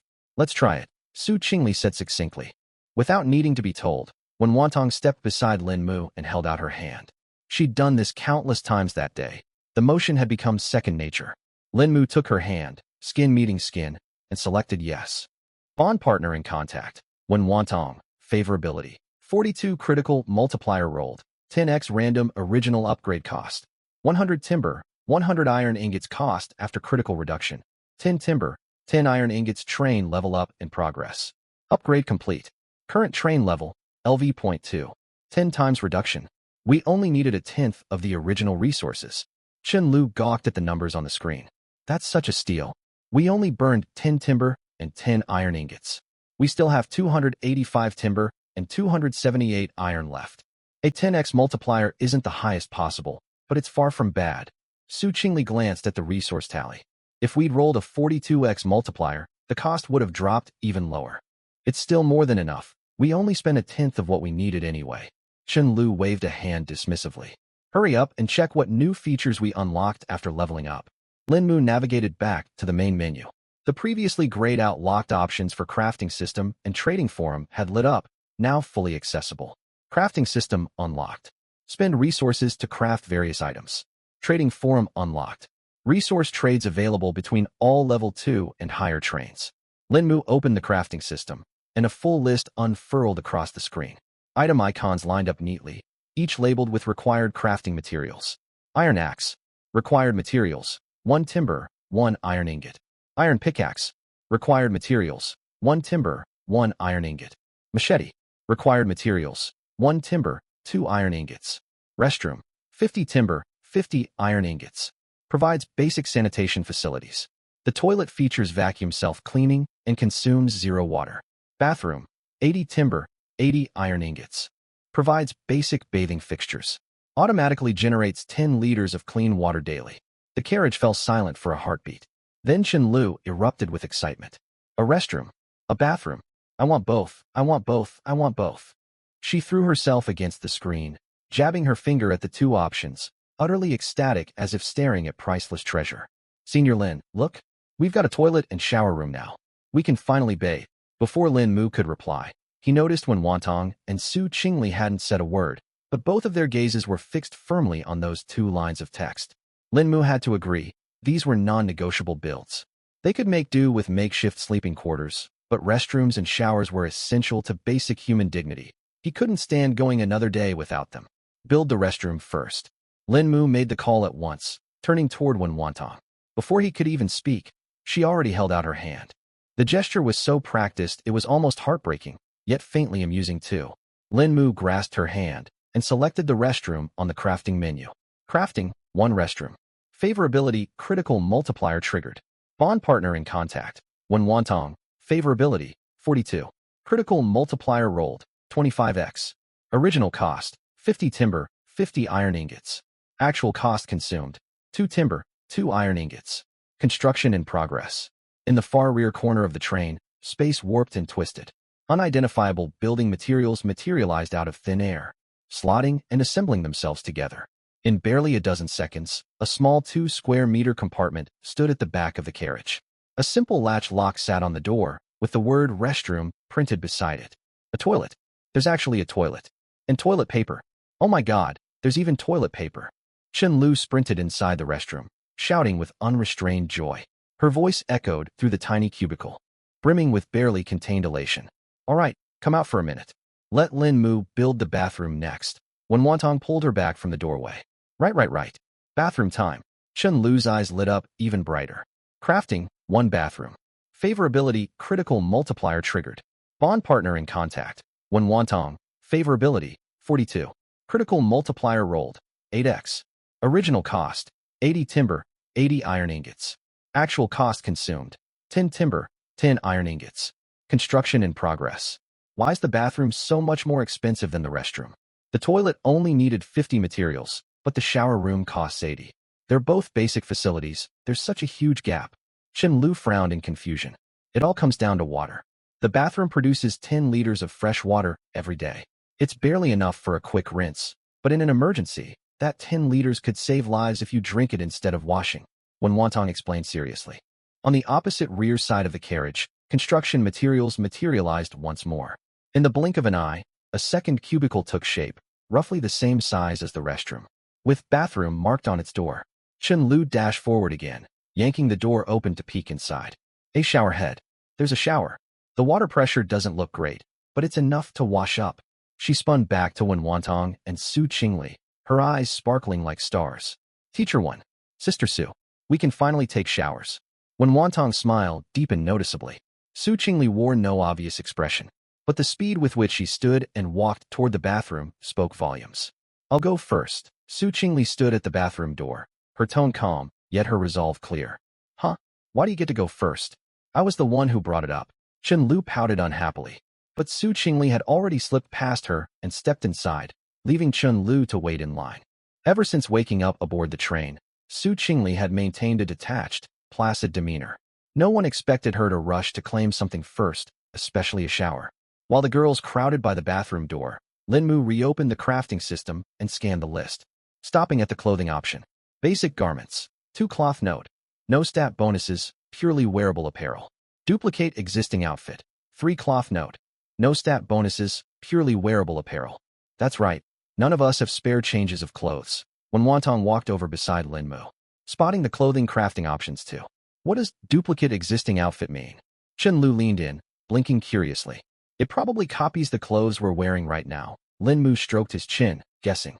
Senior Lin, I want that one, not the basic ones. Chen Lu immediately fixed him with a pleading look. Even if the duplicates were identical to her current outfit, wearing matching clothes was far better than the plain, ugly basic garments shown on screen. She was quite fond of her current JK skirt uniform. Sure, we've got plenty of cloth to spare, Lin Mu readily agreed. We can craft basic garments too. They'll work as pajamas or trade goods, Wen Wantong added.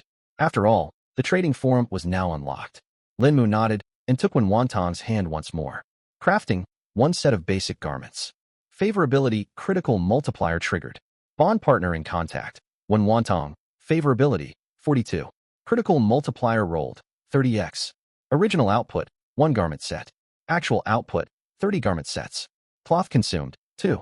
30 identical sets of basic clothing materialized, stacked neatly beside them. Lin Mu walked over and picked one up to examine it. Plain off white cotton tops and trousers. An extremely simple design with no patterns, decorations, or even pockets. Still, the fabric felt soft enough. They'd be comfortable to wear. Next, he crafted 3 more clothing sets, each set to duplicate the outfits worn by Su Qingli, Wen Wantong, and Chen Lu respectively. The critical multipliers rolled 15x, 20x, and 17x in turn. He gained 15 sets of ancient-style robes, 20 sets of pencil skirts paired with white blouses, and 17 JK pleated skirt uniforms. Total cloth spent, 9 units. Chen Lu cheered and gathered up all 17 identical skirt sets. Now she had endless changes to cycle through. Naturally, she hoped to find new different styles someday if possible. As for Lin Mu himself, he didn't craft duplicates of his own clothes. His current t-shirt and trousers looked nearly identical to the basic garments, and the fabric felt even cheaper quality. He decided he'd stick with the basic sets for himself. Lin Mu then crafted bath towels. Cost, 1 cloth. Critical multiplier rolled 20x. 20 towels appeared just as the bathroom door swung open. Su Qingli stepped out, her hair half damp and loose over her shoulders. Steam curled out behind her, framing her flawless, delicate features like a figure straight out of a painting. Chen Lu stared, utterly stunned. What are you staring at? Su Qingli noticed their gazes. Sister Su, you look absolutely gorgeous. Chen Lu exclaimed sincerely. Su Qingli ignored the compliment, her eyes landing on the pile of towels and clothing. Towels? And new clothes. I just crafted them, duplicates of your original outfit. The towels are here too. Dry off, or you'll catch a cold. Lin Mu gestured toward the stack. Su Qingli shot him a quick glance without a word, walked over to grab one set of her traditional robes and a towel, then turned and headed back into the bathroom. This time she shut the door far faster than before. She's embarrassed. Chen Lu covered her mouth and snickered quietly. Don't talk nonsense. Wen Wantong gave her a light tap. A little while later, Su Qingli emerged after changing into fresh clothes. My turn, my turn. I'm going first. Chen Lu grabbed a set of clothes and bolted for the bathroom. No one's fighting you for it. Wen Wantong shook her head and chuckled. The bathroom door clicked shut. The sound of running shower water followed, mixed with faint humming. She's actually pretty good, Lin Mu listened in. You forgot. She sang at the freshman welcome gala. Wen Wantong smiled. Su Qingli sat down on the bench, rubbing her hair dry with a bath towel. Her gaze drifted to the glowing screen as she quietly scanned the crafting system list. Can't we craft beds yet? Su Qingli asked. Beds in private rooms are locked. We'll need to upgrade the train to level 3 first suicide, Lin Mu replied. Level 3 train requires 1,000 timber and 1,000 iron ingots. Su Qingli pulled up the list of upgrade materials and read it aloud. Exactly. We're still far short, so we'll have to make do for now, Lin Mu nodded. We can craft carpets, Su Qingli suddenly said. Lin Mu blinked and followed her line of sight to the screen. Carpet requires 5 cloth. Note, can be laid on floors to boost comfort. All right, none of us have beds. We'd have to sleep on cold metal floors tonight. Carpets will make it way cozier. Chen Lu's voice echoed from the bathroom, muffled by the running water. How can you even hear us all the way in there? Lin Mu raised his voice slightly. I've got sharp ears. Lin Mu shrugged helplessly and pulled up the carpet crafting interface. Craft ×1 carpet favor critical hit triggered current bond target in contact. Wen Wantong, favor value, 42. Critical hit multiplier this time. ×8 base output. ×1 carpet actual output. ×8 carpets cloth consumed. 8 dark gray carpets materialized on the train floor. Lin Mu bent down to touch them. They were thick and wonderfully soft to the touch. This should be enough. He nodded in satisfaction and spread the carpets between the benches lining both sides of the carriage. The train's original cold metal flooring was completely covered, instantly making the whole compartment feel far warmer and homelier. Senior, you're amazing. Chen-Lu burst out of the bathroom, her hair still dripping but dressed in clean clothes. The second she spotted the carpets, she threw herself onto them and rolled back and forth twice, sending water droplets flying everywhere from her wet locks. So soft and comfy. I'm sleeping right here tonight. At least dry your hair first. You've gotten water all over the carpet, Wen Wantong sighed. Picking up the towel Chen-Lu had tossed aside and handing it back to her. Chen-Lu took it and rubbed her hair haphazardly, then rolled across the carpet again with a blissful expression. Living here isn't half bad after all. We've got food, water, hot showers, and now soft carpets to sleep on. This survival game's way better than I imagined it'd be. That's all thanks to Lin Mu, Su Qingli said flatly. A brief silence fell over the carriage. Chen-Lu sat up from the carpet, glanced at Su Qingli, then at Lin Mu, and nodded firmly. Absolutely. Senior's our train's SSR. No, he's the SSR gotcha pool itself. Wait, no, he's an SSR gotcha machine. What a weird way to put it. Lin Mu laughed at her antics. Wen Wantong shook her head with a smile and turned to Su Qingli. You've had a long day too, Miss Su. Go rest first. I'll take my shower next. All right, Su Qingli nodded. Wen Wantong grabbed her clothes and towel and stepped into the bathroom. The door closed, and the shower turned on once more. This time, there was no humming, only quiet running water. Professor went so quiet in the shower, Chen-Lu lay sprawled on the carpet, staring up at the carriage ceiling. Not all of us are as loud as you. Su Qingli leaned back against the bench with her eyes closed. What's wrong with me? I'm just lively. I love life. Chen-Lu sat up indignantly. You're noisy. Chen-Lu pouted, but seeing how worn out Su Qingli looked, she held back any retort. She lay back down quietly, glanced around the carriage, and finally fixed her gaze on Lin Mu. Senior, what do you think will happen to us later? Lin Mu sat down on a bench, leaning his back against the carriage wall. I don't know. We'll take it one station at a time. You'll keep protecting us, right? Chen-Lu's voice was soft, nothing like her usual boisterous self. Lin Mu glanced over at her. The girl lay on the gray carpet, her skin looking even paler against the fabric. Damp hair fanned beside her face, her big watery eyes fixed unblinkingly on him. I'll do everything I can, Lin Mu said. That's all I need to hear. Chen-Lu smiled, her eyes crinkling. Su Qingli leaned back on the bench with her eyes shut, her breathing slow and steady as if she'd drifted off to sleep. Yet a faint, tiny smile tugged at the corner of her mouth. When Wen Wantong finished showering and stepped out, the carriage had fallen completely silent. Chen-Lu curled up on the carpet, breathing evenly. She'd somehow fallen fast asleep. Su Qingli rested against the bench with her head tilted slightly to one side, dozing lightly. Everyone's asleep? Wen Wantong lowered her voice and sat down beside Lin Mu. Yeah, we're all worn out today, Lin Mu replied quietly, watching the two sleeping girls. Wen Wantong followed his gaze. Chen-Lu slept messily, limbs splayed, mouth slightly agape with soft little snores escaping. Su Qingli, by contrast, remained poised even in light slumber, as if posing for a photo shoot. You should rest too. I'll keep watch, Wen Wantong offered. No need. I'm not tired, and the train's perfectly safe inside. There's no need for a guard shift. You get as much rest as you can. We've got a new station tomorrow. Lin Mu shook his head. Wen Wantong looked at him and didn't push the matter. Then you go shower first. It'll make you feel refreshed. Lin Mu thought for a moment and nodded. He grabbed a basic set of clothes and a towel and headed into the bathroom.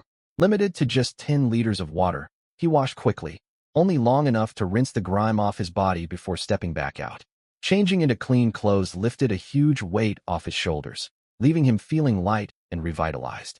Professor Wen, you go sleep now. Lin Mu returned to the glowing screen at the front of the carriage and sat cross-legged on the carpet. What about you? Wen Wantong asked.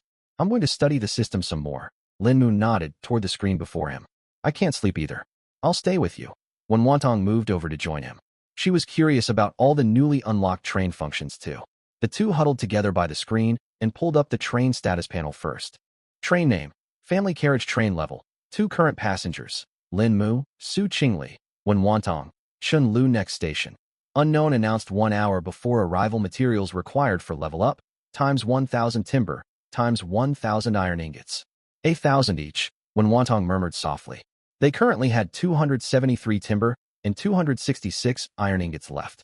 Crafting the restroom, shower room, clothing, and carpets earlier had cost a total of 22 timber, 22 iron ingots, and 16 cloth. but the rewards had been well worth the investment. We're still far short. Hopefully the next station will let us gather enough. Lin Mu took a deep breath. Afterwards, they browsed the trade forum, specifically, the Zone 67 trade forum. There were far fewer posts than Lin Mu had expected. After refreshing repeatedly, only a few dozen new threads appeared. According to the pinned announcement at the top, merely 137 trains across the entire Zone 67 had access to the forum. Only Level 2 trains can use the trade forum. That means just 137 trains in Zone 67 have upgraded to Level 2 so far, when Wantong analyzed. There are 1 million people pulled into the game. Even if each train holds 5 people, that's 200,000 trains total. Only 137 of them hit Level 2. Lin Mu was shocked by how tiny that proportion was. Exactly. Everything feels easy for us solely because of you. Su Qingli spoke up, having woken from her light nap at some point. Ordinary players can only get materials by looting monsters they kill. Even if they slay 10 monsters at a station and each drops 2 resources, collecting 100 timber and 100 iron ingots would take 5 to 10 stations minimum. When Wantong pushed up her glasses and explained. And that's assuming future stations don't get harder. They definitely will, though monster drops might increase, but the danger will multiply alongside it. We gathered over 200 of each resource in just one station. Even I find that hard to believe, Lin Mu said. Let's see what everyone's selling on the forum. Su Qingli tapped the glowing screen a few times. The forum interface refreshed, rows of posts scrolling into view. Selling. Times 10 timber, trading 4 times 5 mineral water or other food supplies selling. Times 15 iron ingots, trading 4 times 10 cloth. Wanted. Any food. Will trade timber or iron ingots selling. Times 2 kin food, trading for melee weapons. Machetes preferred. Anyone got spare cloth? Our train doesn't even have change of clothes. Waiting online urgently. Lin Mu read through each thread, noticing all the listings only covered basic survival supplies, with food extremely scarce. It's all just basic resource swaps. Food's in short supply everywhere. That's normal. Not everyone mows down zombies as easily as you harvest chives. Su Qingli shot him a calm glance. When Wantong stifled a laugh quickly. Should we post a trade thread too? We've got plenty of supplies, over 200 timber and iron ingots each, plus a good stock of cloth. When Wantong pondered aloud. What would we trade for? Lin Mu asked. When Wantong thought hard and couldn't come up with an answer right away. Food. They had plenty of energy biscuits and canned goods to last a good while. Water? They stocked lots of mineral water, and the new shower room generates 10 liters of usable water daily for emergencies. Weapons. Lin Mu's simple iron rod, boosted by his immense strength, hit harder than any standard melee blade. They also held enough iron to forge iron axes and machetes anytime via the train crafting system. Not to mention his ace in the hole, the air cannon. It seems, we really don't lack anything, when Wantong said faintly. They'd been trapped in this survival game for less than a full day, yet they'd already reached a point where they couldn't name a single shortage. It sounded almost unbelievable. We'll just browse for now. No rush to post anything. Lin Mu continued scrolling through the posts. Just then, a drowsy voice drifted over from behind them. What are you all doing? The three turned to see Chun Lu sitting up on the carpet, hair a messy tangle with red indentations pressed into her cheeks from the fabric. She rubbed her eyes, yawned widely, and stumbled over like a sleepy kitten. Little Lu, you're awake? Why didn't you sleep longer? When Wantong shifted aside to make space for her. I couldn't fall back asleep. What are you looking at? Chun Lu squeezed herself between Lin Mu and Wen Wantong and plopped down cross-legged. She rested her head naturally on Lin Mu's shoulder, adding a mumbled explanation. I'm cold. Lin Mu didn't pull away, letting her lean against him. This is the trade forum. Trading? Did we swap for anything good? Chun Lu snuggled further into his shoulder to get more comfortable. Not yet. We can't think of anything we need. When Wantong smiled at her sleepy state. Chun Lu stared at the forum posts for another minute before suddenly sitting bolt upright as an idea struck her. Wait a second. Her voice still carried the huskiness of sleep, but excitement flooded her tone. Stat cards. Can we trade for stat cards here? All three turned their full attention to her. Chun Lu's eyes lit up completely, all traces of drowsiness vanishing. Think about it. The single stat card I pulled turned into 35 strength points after your critical hit. If we can get more stat cards, senior stats could skyrocket even further. Silence hung over the carriage for a beat. When Wantong's eyes lit up with realization. That's a solid plan. Su Qingli sat straighter, her tone earnest. Stat cards are the most direct way to boost combat power. If Lin Mu gets a few more, breaking 100 strength is well within reach. When Wantong pushed up her glasses, her mind racing to calculate possibilities. We should prioritize spirit. Don't forget the air cannon, Su Qingli reminded them. Right, exactly. Chen Lu beamed, thrilled her idea had been well received. She sat cross-legged on the carpet and retied her loose wet hair back into twin ponytails. But trading regular basic materials for stat cards will be incredibly difficult. When Wonton's smile faded. Why? Chen Lu blinked in confusion. Stat cards are rare drops. Their spawn rate must be extremely low. Anyone who pulls one will use it on themselves instead of trading it away. Even if someone's willing to sell, they won't settle for simple timber or iron ingots. When Wonton broke down the logic. Then what do? We finally found a way to make seniors stronger, but we can't trade for them. Chen Lu's shoulders slumped in disappointment. Professor Wen's right. Stat cards won't come cheap with basic resources. But what if we trade another rare resource instead? Su Qingli cut in. All heads turned toward her. Skill cards. We still have 8D rank air arrow skill cards. Su Qingli looked at Lin Mu and clarified her meaning. Lin Mu paused, then caught on immediately. You mean trade skill cards for stat cards? Precisely. D-rank skill cards aren't high tier, but they're still rare loot, normally only dropped by zombie lords. They only feel common to us because your critical hit talent multiplies every drop. Su Qingli nodded. D-rank skill cards are somewhat useless for us right now, when Wantong agreed. 8 of them aren't enough to upgrade the air cannon. We could fuse them into one C-rank air rifle, but trading them for combat-boosting items would be more valuable, Su Qingli elaborated. Stat cards are our top pick, but if we can't get those, any other useful skill cards work too. Defensive skills, support skills, healing skills would be ideal, when Wantong picked up the thread. Yeah, what if we get a skill even stronger than the air cannon? Chen Lu cheered excitedly. Trading D-rank cards for something stronger than a B-rank skill? Don't get carried away. Su Qingli shot her an exasperated glance. I can dream, can't I? Chen Lu stuck out her tongue. Lin Mu stayed quiet, rapidly weighing all possibilities in his head. 8 D-rank skill cards were a decent stock, valuable if traded wisely, but the key questions remained. What to ask for, and who would be willing to trade? Shall we post a thread and test the waters? He looked over at the girls. Post it. Chen Lu shot her hand up first in agreement. We can try, but don't hold out too much hope. Stat cards are hard to come by. When Wantong remained cautious. Put the thread up first to gauge responses. We can adjust our offer later if needed. Su Qingli seconded the idea. I'll handle this. Su Qingli stepped forward to stand in front of the light screen and spoke. Lin Mu shot her a glance of surprise. This A-list celebrity had acted completely detached ever since boarding the train, and this was the first time she'd volunteered to take charge of something. Are you interested in trading? Lin Mu asked curiously. Not really, but I have 100 million followers across all social platforms. I've got far more experience posting content than the rest of you. Su Qingli's tone was flat, as if stating the most ordinary fact in the world. Chen Lu's mouth fell open into an O shape. 100 million followers. She'd nearly forgotten the woman beside her was a genuine top-tier superstar. All right, you take over. Lin Mu stepped aside to make room for her. Su Qingli raised her hands and tapped rapidly on the virtual keyboard, her movements smooth and fluid. For sale, D-rank skill card, air, arrow ×1 wanted.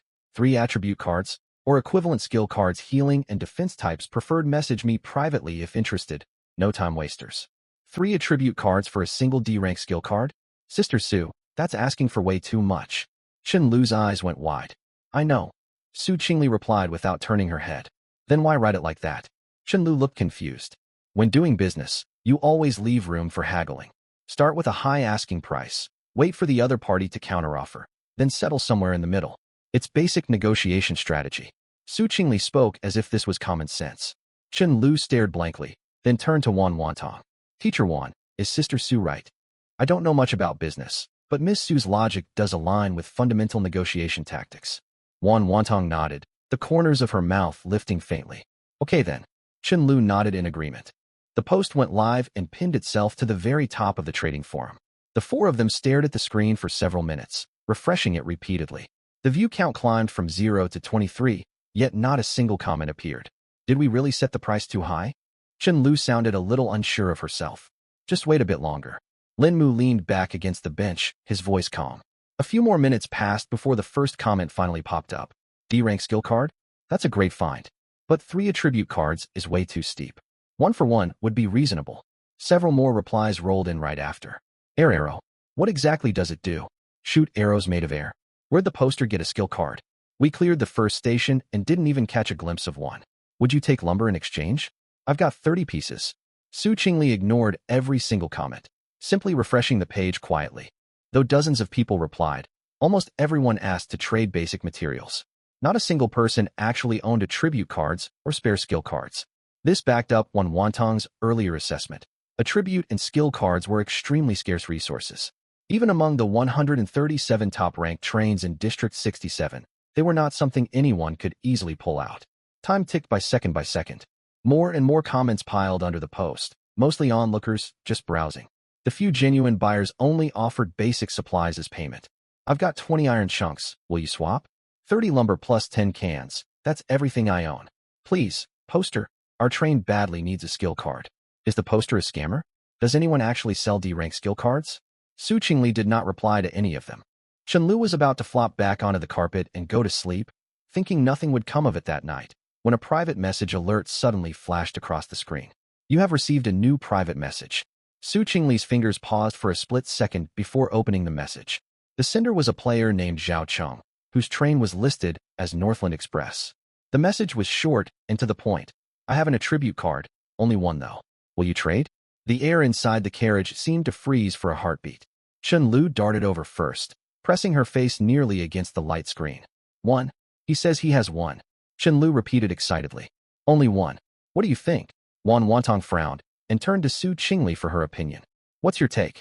Su Qingli instead looked over at Linmu. Linmu reread the private message carefully. They'd asked for 3, yet the other party only had 1. The gap was quite large.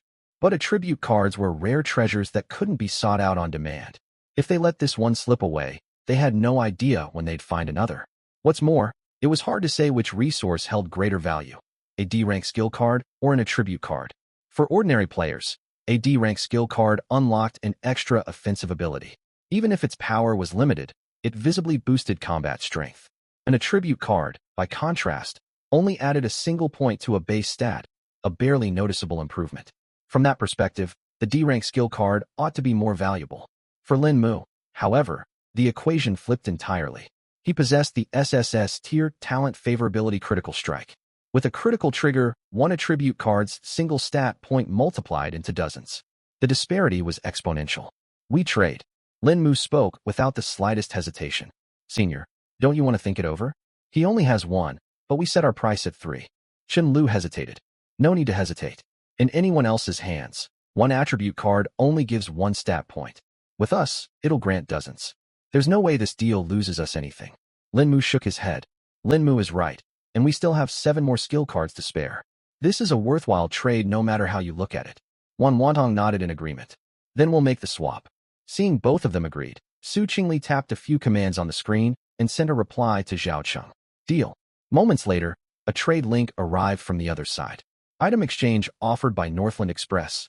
Attribute card ×1 offered by Clan Express. D-rank skill card Air Arrow ×1 confirm trade. Su Qingli tapped confirm. The D-rank Air Arrow skill card vanished from the screen, and an attribute card materialized in its place. Trade successful. Obtained. Attribute card ×1. We got it. We really traded for an attribute card. Chen Lu cheered. She'd been doubtful earlier about a 1-for-1 swap, but elation washed over her now that they held the card. Lin Mu took the card into his hand. The familiar texture beneath his fingertips confirmed it was the same type of attribute card he'd used before. Surprisingly fast, the second and third trades followed close behind. One came from a train called Thornbird Express, the other Iron Fist Express. Each of them also only held a single attribute card apiece. Lin Mu naturally agreed to both swaps. In the end, 3 Air Arrow skill cards were exchanged for 3 attribute cards. These 3 were likely the entire stock of spare attribute cards across all 137 trains on the forum. No more private trade requests arrived afterward. They refreshed the forum several more times, yet no new messages popped up. Lin Mu clutched the 3 attribute cards in his palm, identical to the one Chen Lu had drawn earlier. It seems there really aren't any more left. Wan Wantong let out a soft sigh and pulled her gaze away from the screen. 3 is still a solid haul. Chen Lu sat cross-legged on the carpet, resting her chin in her palms, her twin ponytails slanting to one side as she tilted her head. Indeed, only these 137 trains have reached level 2 in District 67. Finding 3 in used attribute cards is probably the absolute limit of what's available. Su Qingli nodded. Sister Su's right. We've gotten an amazing deal. Chun Lu grinned, staring at the cards in Lin Mu's grasp. Lin Mu said nothing. He spread the 3 attribute cards across his palm, glanced over them, then picked one out and held it out to Wan Wantong. Silence fell over the carriage for half a second. Wan Wantong stared down at the cards stretched out before her, stunned for a moment, then lifted her head to meet Lin Mu's eyes, confusion written across her face. What's this for? It's for you to use. Lin Mu's tone was calm. For me? You should be the one using it. Your talent is our team's greatest asset. Boosting your stats boosts all of our combat power. Wan Wantong made no move to take it. I know. That's why I kept 2 for myself. Have you forgotten you can trigger critical strikes too now? Lin Mu cut her off. Critical gift? The new bond ability unlocked once favorability hits 40. Wan Wantong blinked, finally catching on. Exactly. Even though you only get 1 random critical chance per day, this is the perfect moment to use it. Su Qingli voiced her agreement. Wan Wantong instinctively pulled up her status panel and read the system notification. Bond effect, critical gift. Once daily, grant this bonded target 1 random critical chance, letting them trigger a random critical strike during their own stat upgrades. Alright, Teacher Wan can get critical boosts from attribute cards too. Chun Lu slapped her thigh and jumped up off the carpet. But Wan Wantong tried to protest. Teacher Wan, you told Chun Lu earlier that everyone needs a baseline ability to protect themselves. Lin Mu spoke again, his tone earnest. Wan Wantong's words died in her throat. I can stand at the front and block most threats, but what if we have to split up? What if I can't keep an eye on all of you? What if the next station's mission requires everyone to join the fight? Lin Mu met her gaze steadily. The 3 what-ifs mirrored the exact reasoning Wan Wantong had used to convince Chun Lu earlier. Wan Wantong's lips twitched, her eyes flickering with emotion. You take 1, I'll keep 2. As you said, raising your combat strength improves our entire team's survival odds. Otherwise, I'll be distracted worrying about the rest of you mid-battle, unable to focus. Lin Mu finished speaking. Quiet settled over the carriage once more. Chun Wan stared at Wan Wantong with a firm, encouraging look. Su Qingli said nothing, simply watching Wan Wantong silently. Both of their gazes carried the same unspoken message. After a long moment of silence, Wan Wantong finally reached out and took the attribute card. Very well, I won't make a fuss over it. Her voice was lighter than usual, yet steady. That's the spirit. You should have stopped turning it down ages ago. All that back and forth is exhausting. Chun Lu laughed, sitting back down on the carpet and propping herself up with her hands, swinging her legs back and forth. Wan Wantong's mouth tugged upward at her teasing, shaking her head without replying. Though I'd recommend putting the point into spirit, Lin Mu added. Spirit?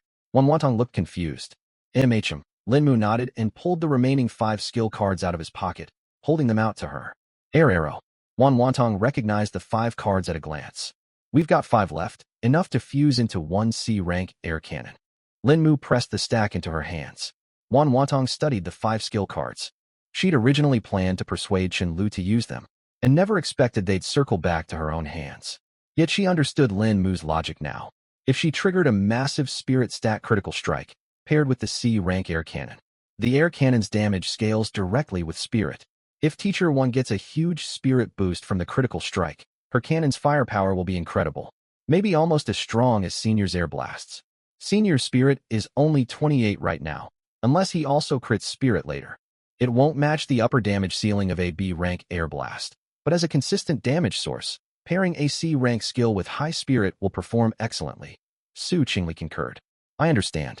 I'll use them then. Wan Wantong nodded. Since she'd already accepted the attribute card, she saw no reason to refuse the skill cards as well. As everyone had said, letting her use them was the optimal choice for their team. Wan Wantong picked up the 5 skill cards. Consume D-rank skill card, air, arrow times 5? Yes. Pale cyan light bloomed around Wan Wantong. It lacked the grand spectacle of Lin Mu's level-up glow, yet wrapped her entire figure.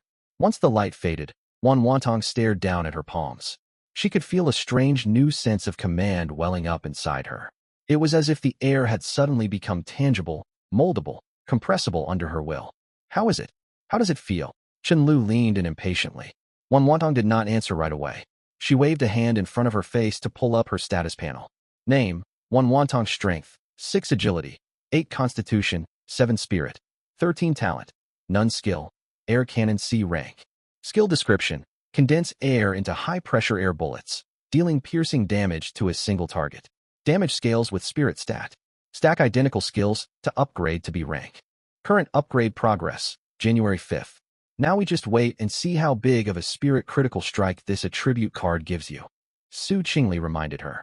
Wan Wantong nodded, clutching the attribute card in her grasp before turning toward Lin Mu.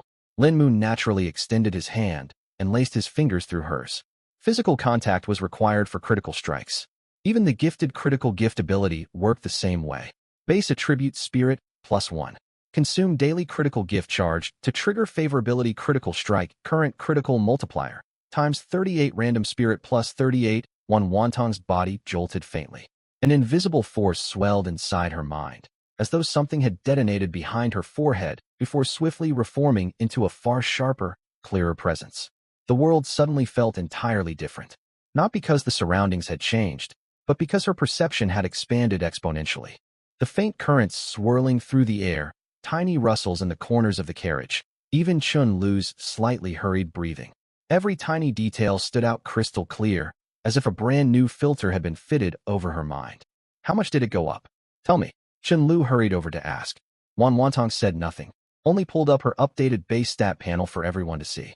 Name, Wan Wantong. Strength, 6, Agility, 8, Constitution, 7, Spirit, 51.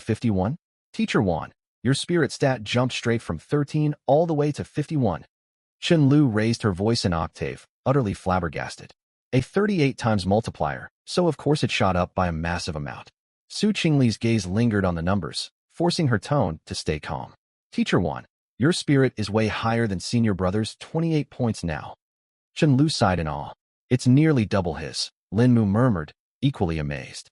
With 51 spirit boosting you, how powerful will your air gun be? Chun Lu trailed off, yet everyone caught her meaning immediately. Wan Wantong stared down at her own hands. The newfound sense of command over the surrounding air made her eager to test it out. Go ahead and try it. Su Qingli read her unspoken thoughts and spoke up. Right now? Wan Wantong hesitated. Absolutely now, come on.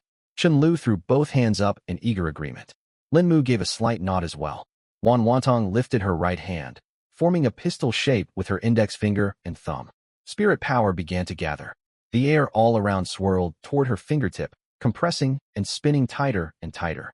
She could distinctly trace every wisp of airflow, as if an invisible hand guided it all. Air gun. She whispered the skill name silently in her mind. A visible bullet of compressed air shot forth from her finger, moving so fast its trail could barely be seen. Bang! The air projectile slammed into the inner wall of the train carriage with a dull thud. A fist-sized indentation marred the metal surface, though it had not pierced through, considering how sturdy the train's hull material was. The strike's power was nothing short of astonishing. Oh my goodness! If you hit a zombie with that shot, it'd blow a clean hole right through them. Chun Lu rushed over to the wall, running a finger over the dent in wonder. Wan Wantong stared at her palms, still dazed. With 51 spirit paired with a C-rank skill, the destructive power far exceeded her expectations. Nicely done. With this skill at your disposal, you'll be a reliable asset in the stations ahead. Suicide, Su Qingli commented. Not just reliable, she's our second strongest fighter on the train now. Chun Lu corrected her firmly. It's too early to say that. It's only a C-rank skill, nowhere near as potent as Lin Mu's B-rank air cannon.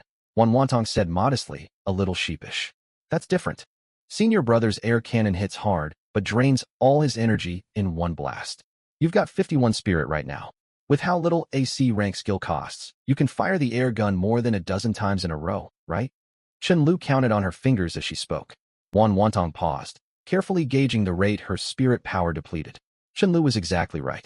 The air gun consumed a fraction of the energy the air cannon demanded. Little Lu's correct. Sustained firepower counts just as much as raw combat strength. Su Qingli sided with Chun Lu. Lin Mu nodded too, pulling the 2 remaining attribute cards out of his pocket. My turn. Senior brother, won't you save these for tomorrow? My daily maximum critical rate, and Teacher Wan's will reset then. Chun Lu asked in confusion. She completely overlooked Su Qingli's own daily max critical chance. After all, Su Qingli's favorability was only 15, the lowest of the 3 women. You make a fair point, but I still think we should use them now. Lin Mu shook his head. Why? Using them tomorrow would get us way better returns. Chun Lu looked thoroughly baffled. Tomorrow we'll arrive at a brand new station, which will bring brand new loot. I don't know exactly what we'll find there, but with our current strength, We're guaranteed to get far more valuable supplies suicide, Lin Mu stated with unwavering certainty. Lin Mu's logic holds true. There's no denying how strong we've grown already, so we will absolutely secure higher tier, more precious items later. I also believe we ought to save the maximum critical multiplier for tomorrow's resources, Wan Wantong chimed in to agree. Su Qingli said nothing, but her eyes made it clear she shared the same opinion. Fine, if all of you think that way. Seeing the group unanimous, Chen Lu nodded reluctantly. Lin Mu fell silent and turned toward Wan Wantong. She had grown accustomed to this routine and naturally held out her hand. The instant their palms touched, Lin Mu slotted the first attribute card into the spirit stat column. Base stat spirit +1, favorability critical hit triggered, current bonded contact. Wan Wantong, favorability, 42. Critical hit multiplier this time, 30x random, spirit +30. Lin Mu's frame jolted faintly. An intangible surge of power flooded his mind, like something detonating deep within his brain before coalescing into sharper, clearer sensory perception. Just as Wan Wantong had experienced earlier. How much did it go up? Chen Lu leaned in, practically pressing her forehead against Lin Mu's status panel. Spirit, 28, 58, 58. Your spirit shot up from 28 to 58. It's even higher than Teacher Wan's 51. Chen Lu gasped aloud. Excellent. Your air cannon's destructive power should jump up another tier with this. Wan Wantong caught sight of the number and smiled in satisfaction, nodding her head. I've still got a long way to go. Lin Mu refocused his attention on the second attribute card. Which stat will you boost this time? Agility. Su Qingli asked. Agility, yes. Fighting the zombie overlord earlier drove home how vital speed is. If my agility were higher, I wouldn't have needed to drag out the fight. I could have finished it far more easily, Lin Mu affirmed. Your strength is more than sufficient now, but your agility definitely has room to improve, Wan Wantong concurred. Lin Mu inserted the second attribute card into the agility stat slot. Base stat agility +1, favorability critical hit triggered, current bonded contact. Wan Wantong, favorability, 42. Critical hit multiplier this time, 20x random, agility +20, agility, 2444 current base stat panel. Lin Mu, strength, 59, agility, 44, constitution, 25, spirit, 58. 44 agility. Can you run faster than a car now, senior brother? Chen Lu marveled. Not quite that fast, but I've definitely grown much swifter. Lin Mu stretched his limbs, feeling his body grow far lighter, as if an invisible heavy burden had been stripped away. 44 agility paired with 58 spirit and 59 strength. With stats like these, are you even human? Chen Lu shook her head and sighed in disbelief. You asked me that exact question before. Lin Mu shot her a glance. Did I? That just means I'm blown away by your numbers all over again. Chen Lu retorted without a hint of embarrassment. Su Qingli stared at Lin Mu's stat sheet for a long quiet moment before speaking suddenly. Your constitution is still lacking. That's true, but 25 constitution already dwarfs ordinary humans by an enormous margin. It's enough to hold me over for now. Lin Mu did not seem worried. No need to rush. This is only our first station, Wan Wantong comforted him. Indeed. We're already wildly overpowered at just the first stop. Su Qingli nodded in agreement.